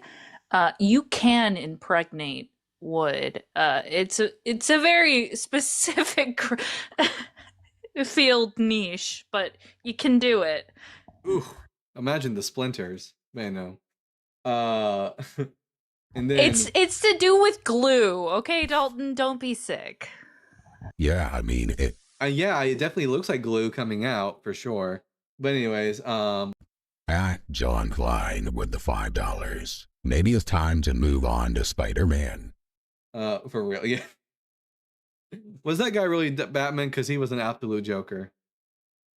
And after Brian Bacon did with the $2, Billy Madison, this man, back to drawing blue ducks. What a disgrace. Billy Madison was a lot smarter than Batman. 100%. Today, Junior. And then Axe knocked the Bible days in with the $2. Dishonest scat man. I don't know if he was just dishonest or that it was just mentally inadequate. I think it was a little bit of both, to be honest.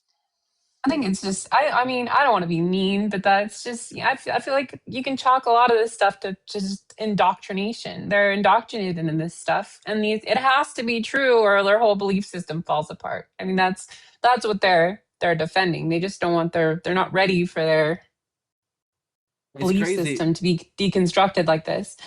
Yeah, it's really crazy when someone is so thoroughly indoctrinated that they lose basic reading comprehension. That's how powerful indoctrination is. That's all emotion. It all becomes emotion at that point. It just becomes an emotional response. And I feel like, I don't know, it's not necessarily like stupidity as much as it is just, being cornered, like emotionally. I agree with you, Liz. I'm not willing to grant stupidity, I think, as much as a lot of individuals are. Don't get me wrong. I think stupidity plays a part, but I think a lot of it is indoctrination, and we're mean. I'm cool with it. No one say that I'm not cool with it, but like, I wanna send some olive branches sometimes. See, I just think, the point of these conversations is to have an impact on people and to, I don't know, make them, I guess, consider the prospect of questioning and deconstructing their beliefs. Yeah. We get some really good deconstruction talk, but sometimes people are just too dense. Density is the problem here. Now, Christians, I'm Dalton the Bible guy, and I'm an atheist, and I do not think I think Jesus was not the Messiah because we don't have any good reason to think he resurrected from the dead. He didn't fulfill any prophecies, and he was a goddamn liar. He failed. He produced false prophecies as well. So as a result, I cannot, for the life of me, believe that he was the Messiah. But if you think you have a good argument for why I should think Jesus is the Messiah, come on up. Let's have that conversation. Just bring with you the ability to read. This is actually a really funny story. So I play Skyrim, and recently, a couple months ago, I started getting into playing Skyrim on the PC and modding. And for anyone who's familiar with modding on Skyrim, you know that when you go to like the Nexus, the Skyrim Nexus, to find mods, all the mods always have requirements for them. Like, you need to download this mod or that mod in order to have this mod requirements, or there are certain like programs you have to have on your computer and software and stuff like that. One time, it made me laugh really hard. There was this one mod, and that one of the requirements on it was the ability to read, because it had a document that came with it. The ability to read. And I feel like that disclaimer needs to come with these conversations, that if you want to call up and have a fruitful discussion with a Bible guy, you have to have the ability to read. Dalton, don't lie to us. This was definitely to make your characters naked, wasn't it? This specific mod. That was a bonus.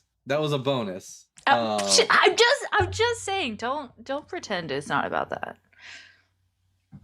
Dalton doesn't discriminate. I spent 5 hours, y'all, putting jiggle physics into Skyrim.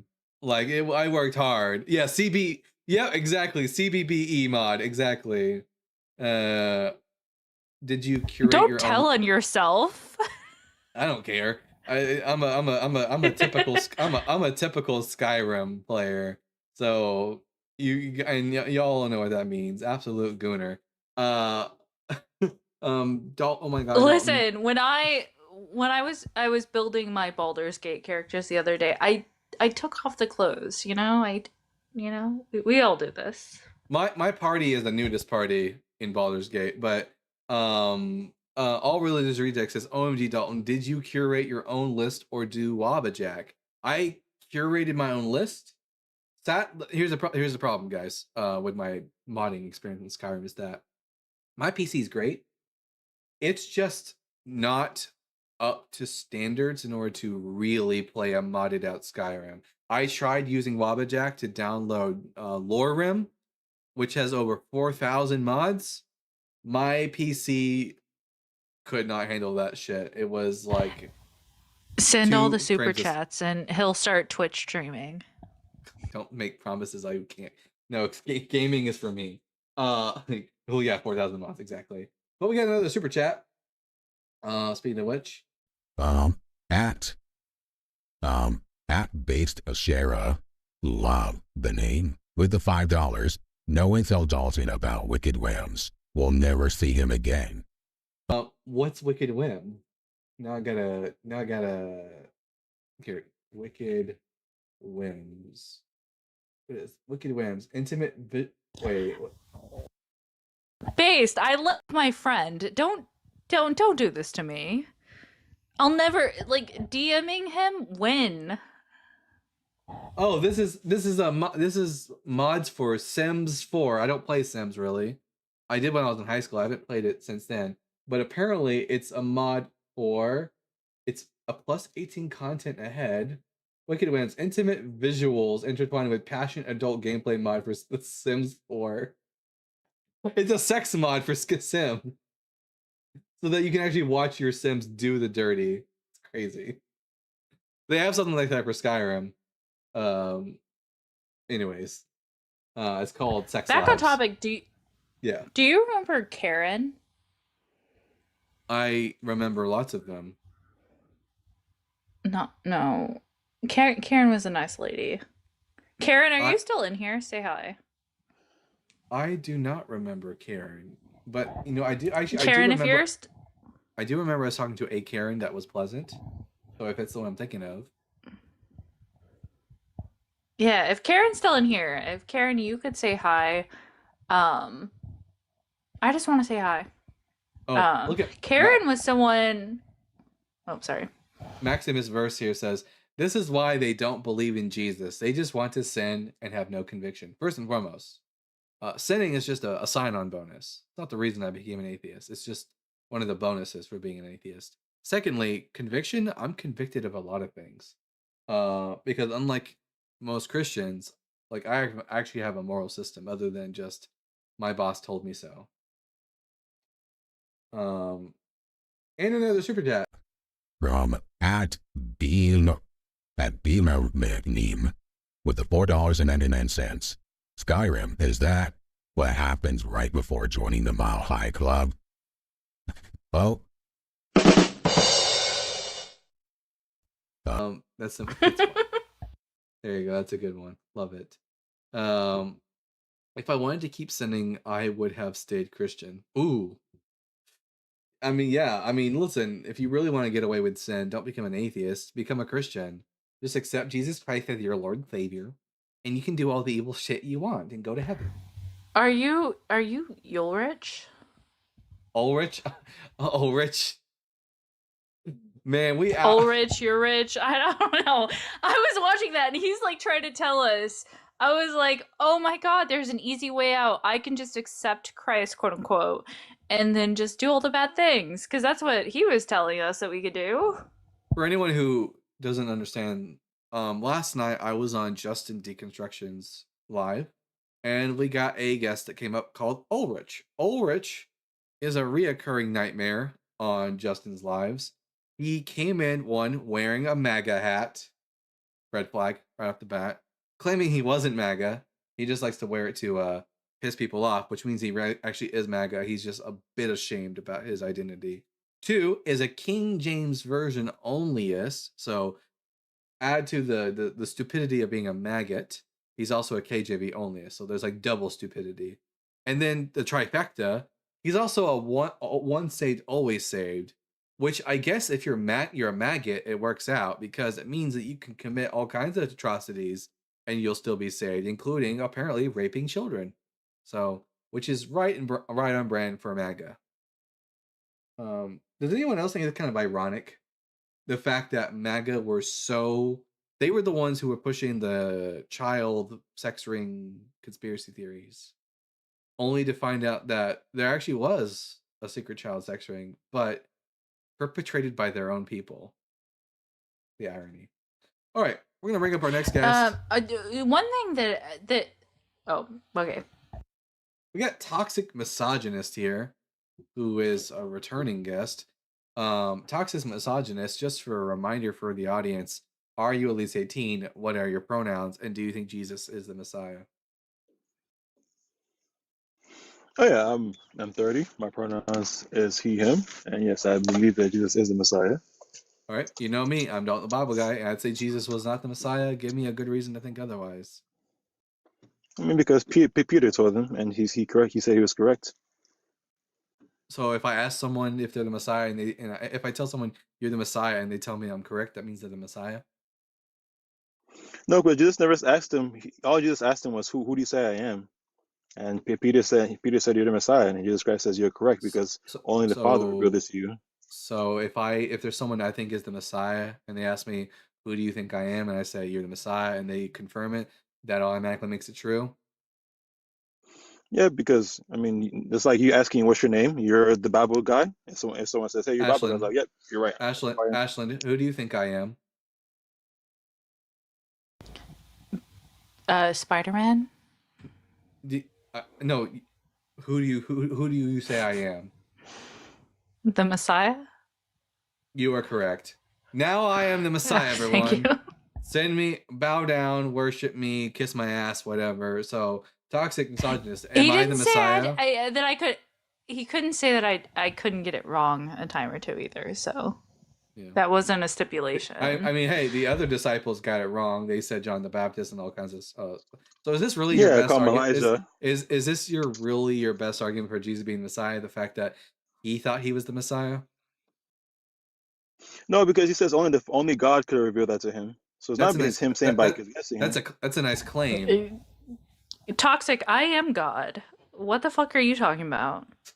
I mean, can you perform miracles? Yeah, but she likes to work in mysterious ways. Well, I mean, like, So, I mean, one time I did turn water into wine. It was it must have been a good night. It must have been a good night. It was. I turn Christian arguers into whiners. So there's that. So, Toxic Misogynist, surely you recognize that this is a piss poor argument for Jesus being the Messiah. You just said Jesus claimed to be the Messiah, and then he made a claim that the Father. He never claimed to be the Messiah. Jesus, he never said he was the Messiah. Peter called him the Messiah, and he said, and he affirmed him, and then he made a claim that God revealed this to him. Why should we believe that claim? He said because it was external. Christ never called himself Messiah. It's like saying like you're. Okay, I'll say it again. Jesus, Peter says he's Jesus Messiah. Jesus affirms him, and then he makes a claim that God revealed this to Peter. Why should I believe that claim? Yeah, because of what Christ did to prove that he is the Son of God. So, I mean, if he's saying God revealed to you all the miracles he performed, yes, prove that Jesus. I mean, prove that I've done those. Prove that Jesus of Nazareth actually performed miracles.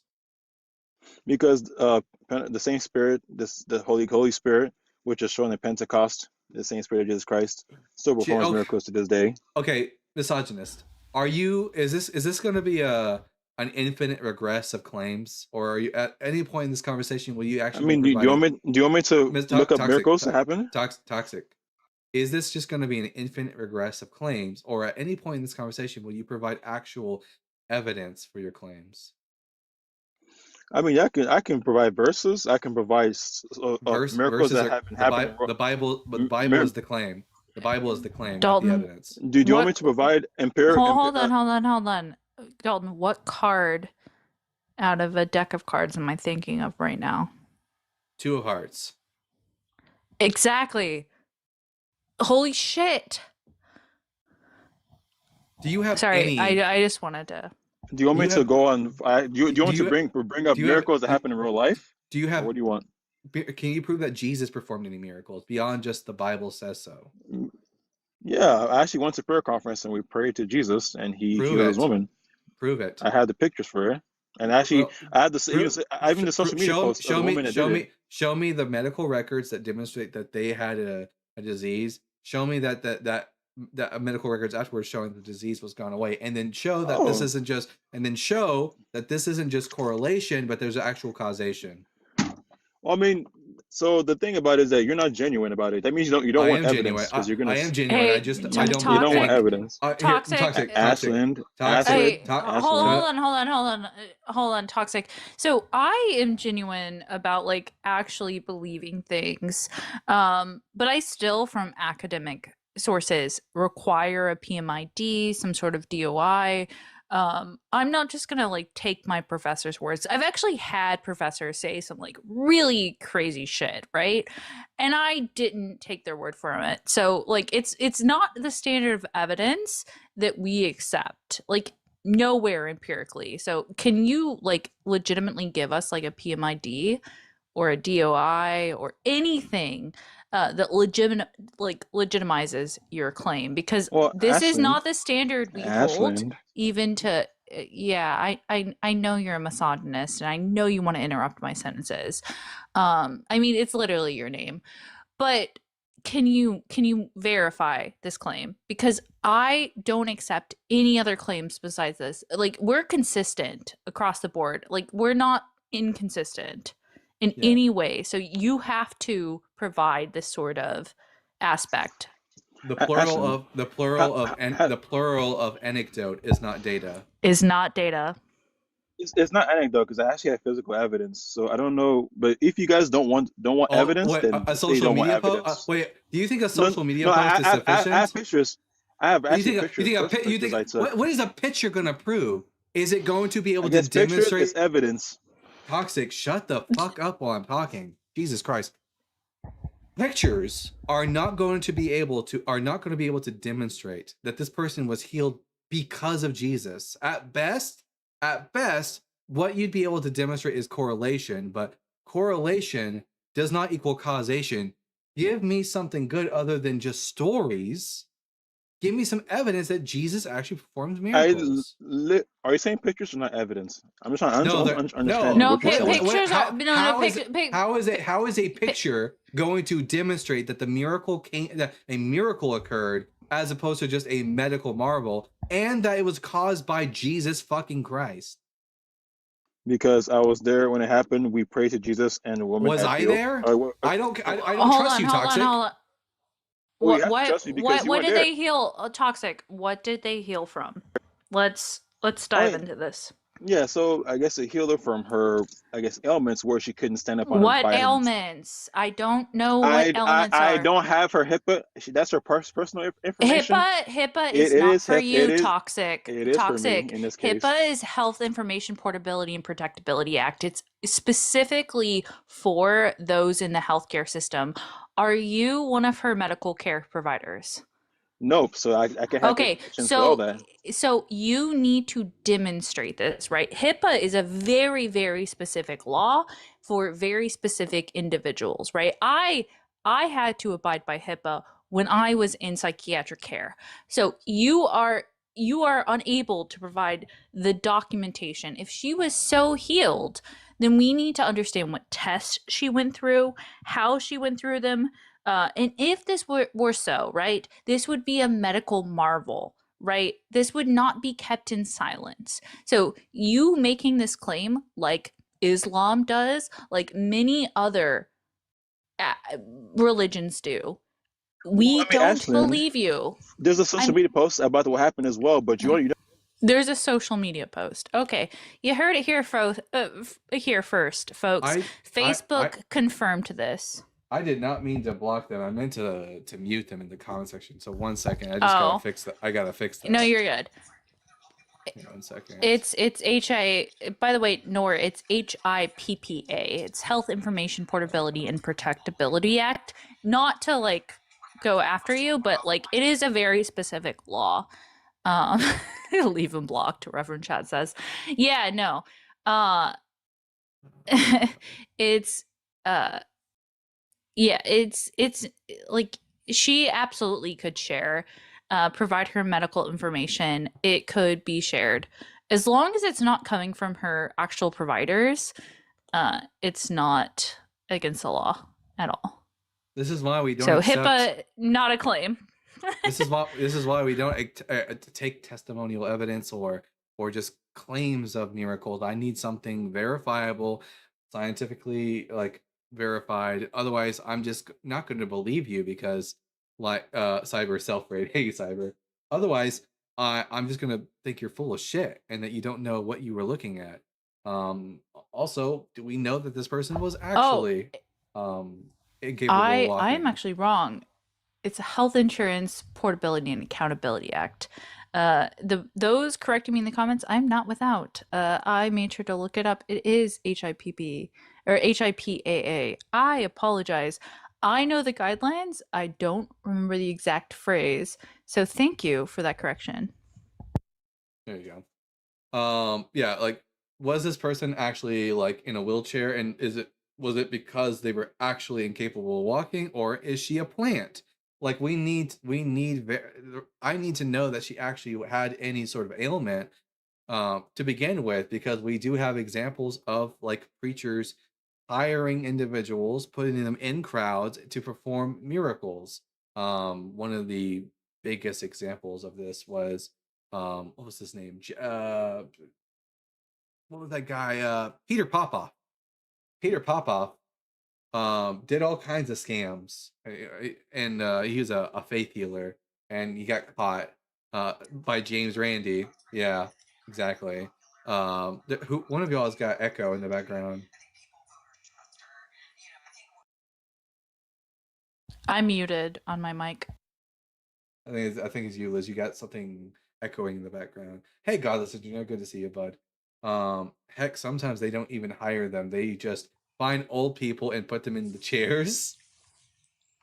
Or they have people who do research on these individuals, so that way they can have say your name is blah blah blah, you live here and you have this ailment, and it blows their mind because, oh my gosh, I didn't tell them, but turns out they filled out like a card, and then the wife went off and did the research on the person, and that's how they were able to find. It's crazy, Liz. So I'm gonna need like some actual substantial evidence that proves, one, this person had an ailment before this event happened, two, that she didn't have the ailment afterwards, and three, something that can demonstrate that this is causation and not just mere correlation.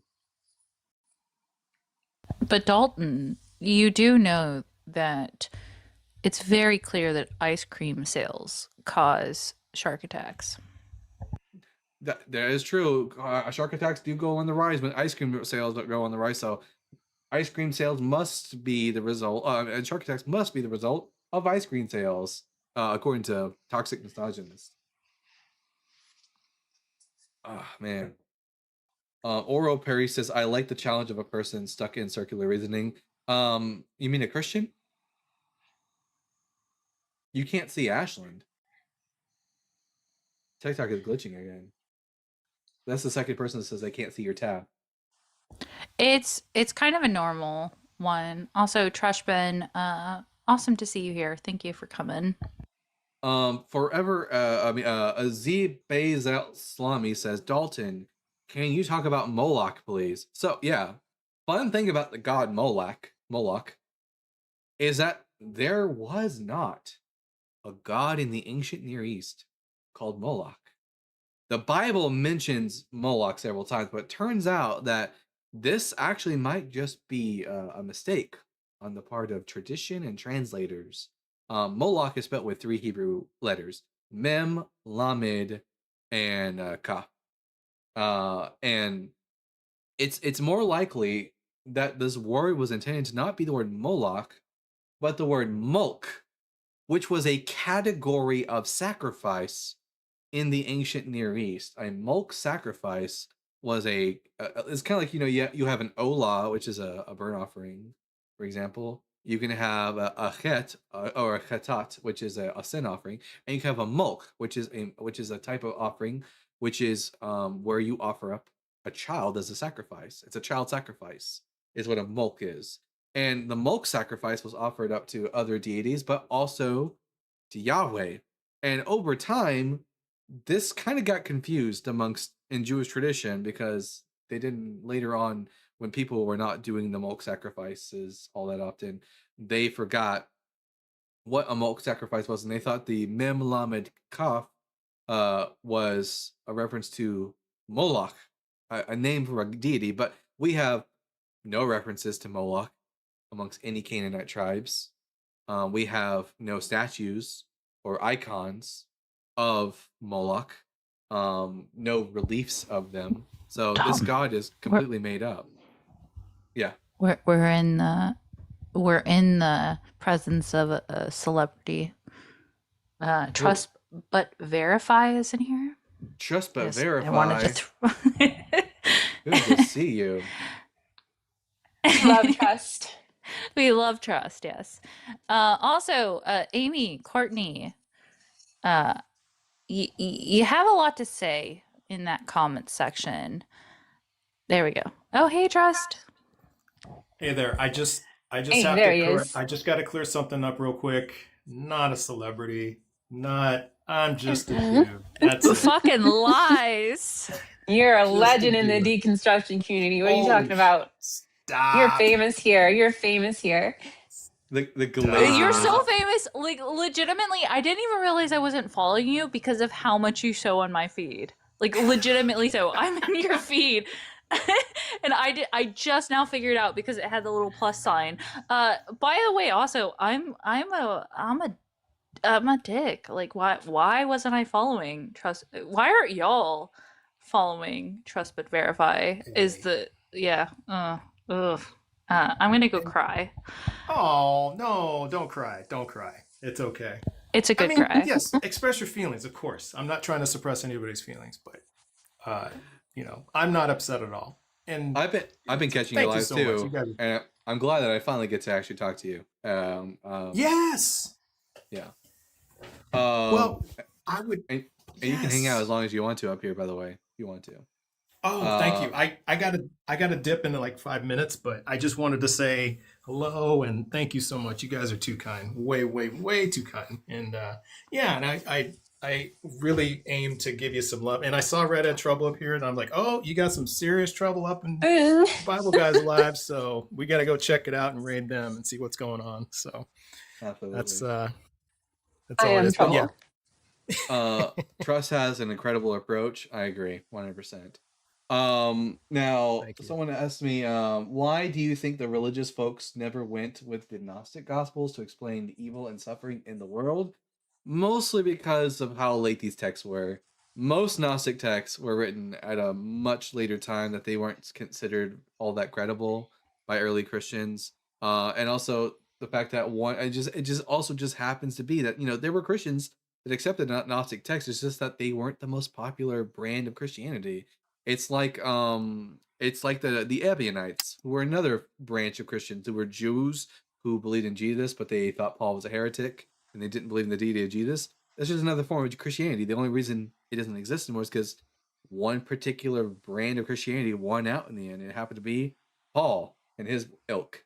So, that's probably about why.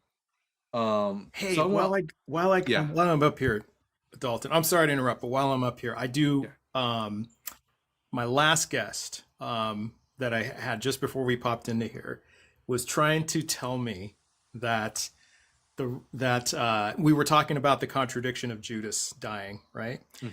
And so what he tried to tell me was that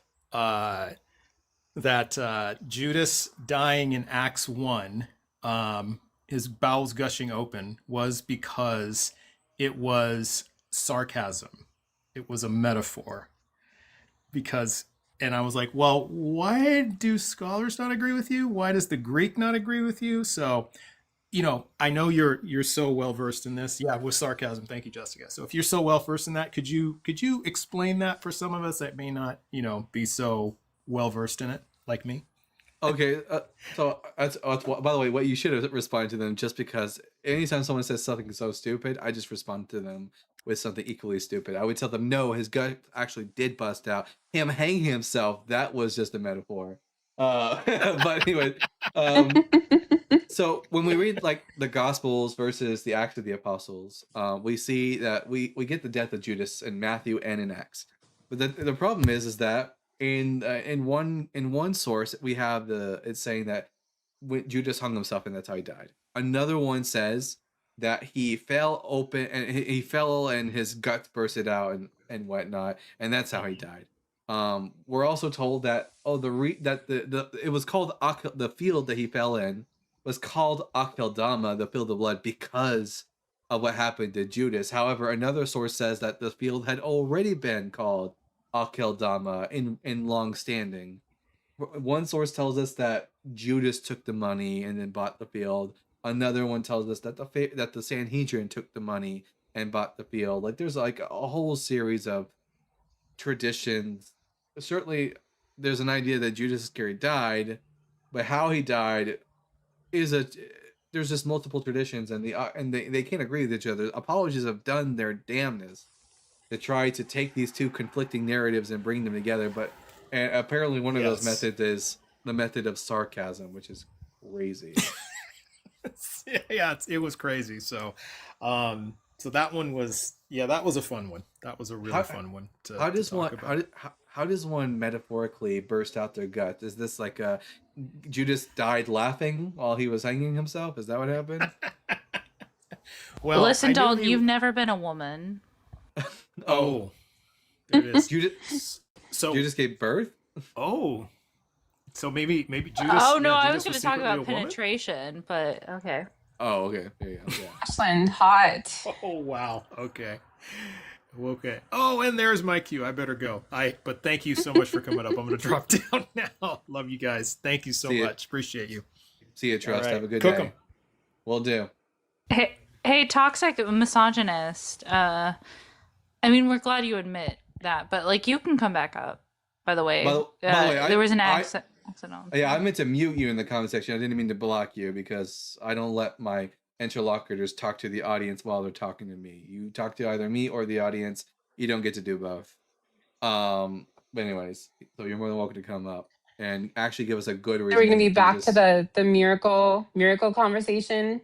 Yeah, so about his witness miracle. I want to see that's very similar to like I mean, there's been a lot of scams especially when it comes to the more charismatic like faith healings and stuff. It's been proven time and again that a lot of those are just scams to just scam the audience. So this is what I'm going to need from you, Toxic, if you want me to believe a miracle took place from Jesus. One, we need medical verification that there was an ailment in the first place and that this person wasn't a plant, because that does happen in Christianity.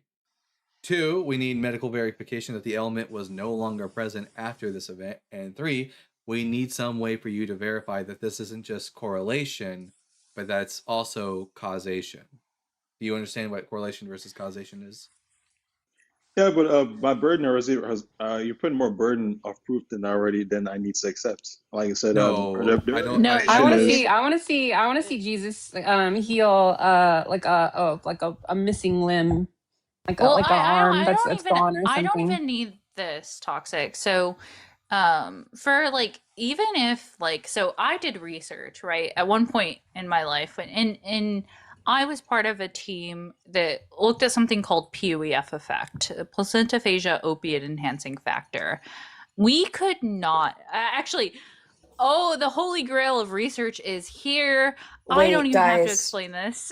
Guys, I just wanted to make it clear. I actually spoke to this guy literally 2 days ago, and he self-admitted that he is misogynistic. Yeah, so what's the difference?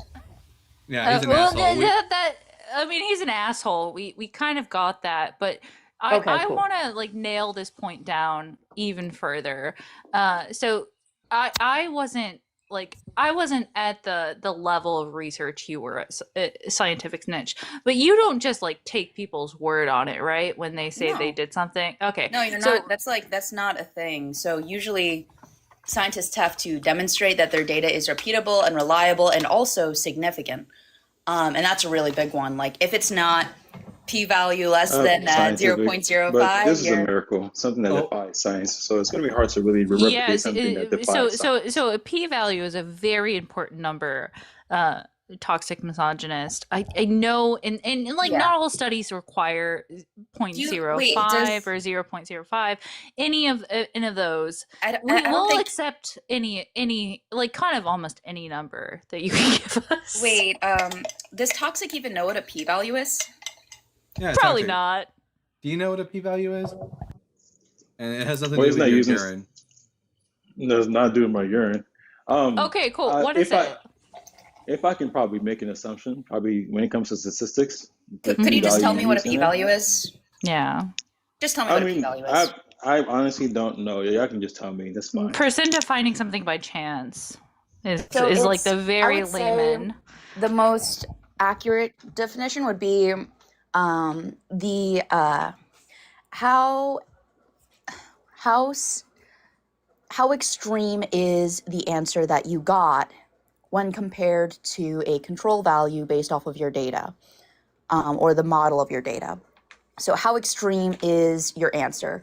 Basically what you're doing is you're calculating a test statistic that basically puts your data on some kind of either a distribution or ranks it, and then you calculate a critical value based off of the model and your data. So usually critical values are some kind of alpha significance level combined with a degrees of freedom, which is basically like n minus 2, n minus 1 minus parameters, n minus 1.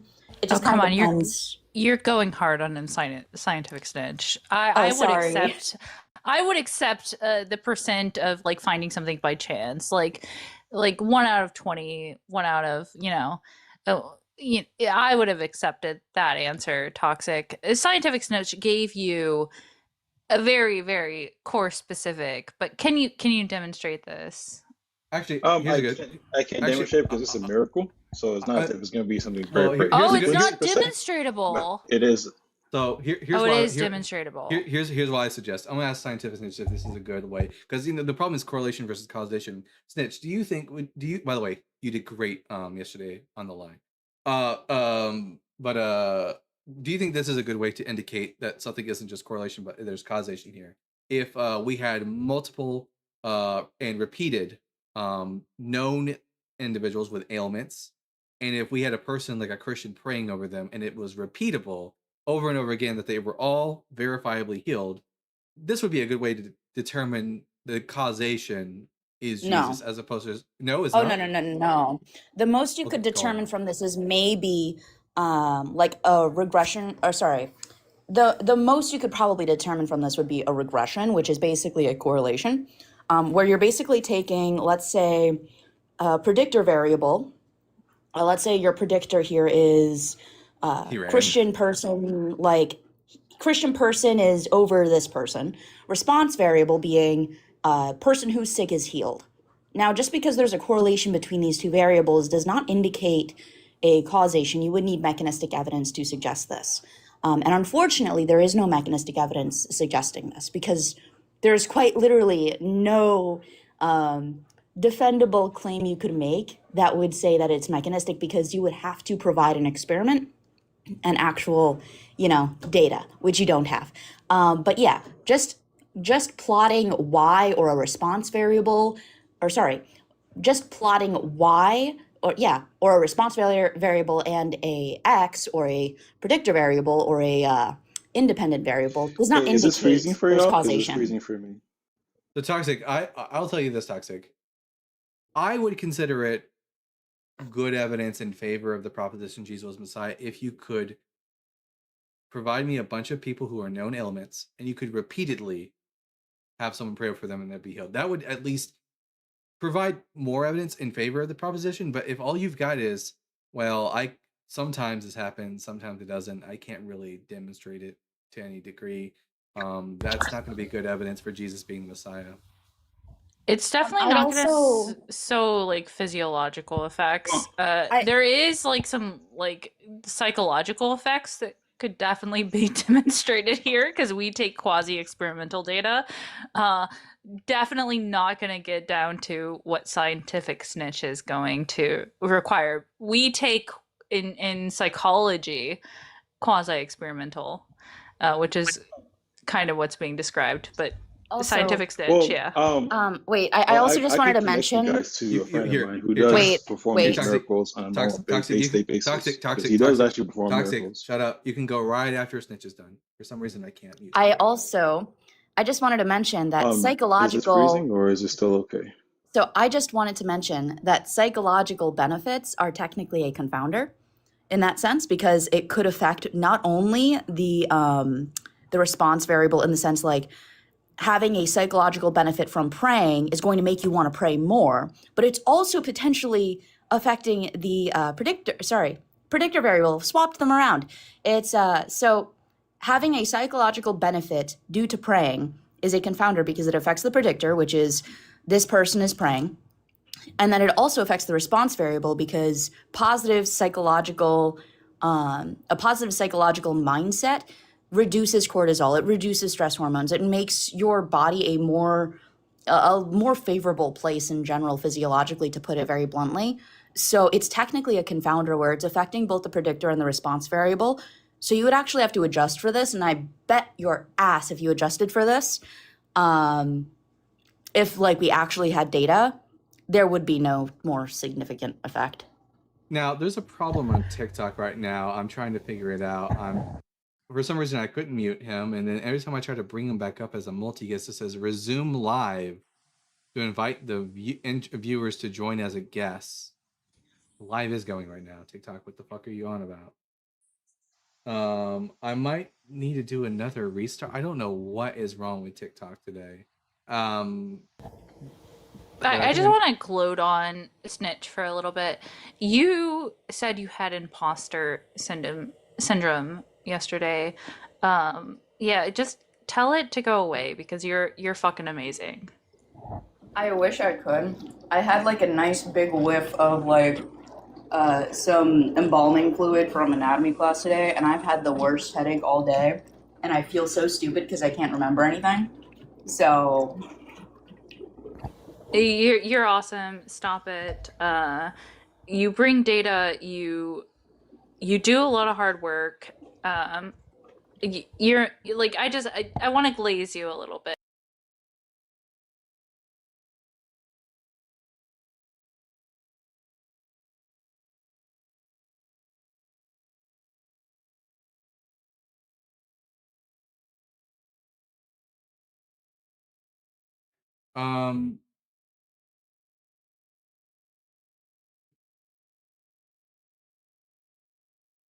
That was weird. I'm trying. What's going on? The internet's being weird right now.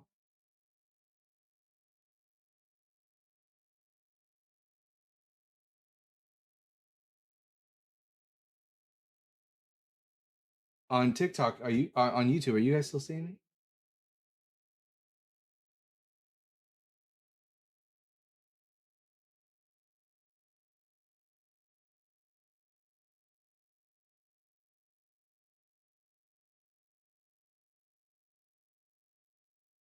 It says no internet.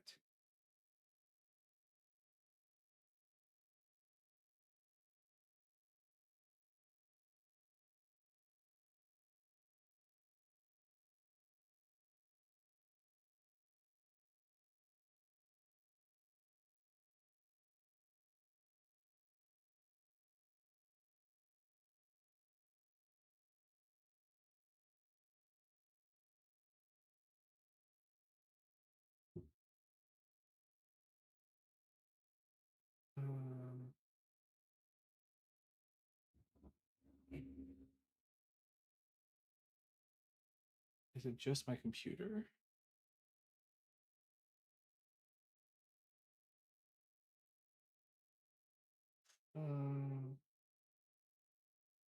Here, 1 second.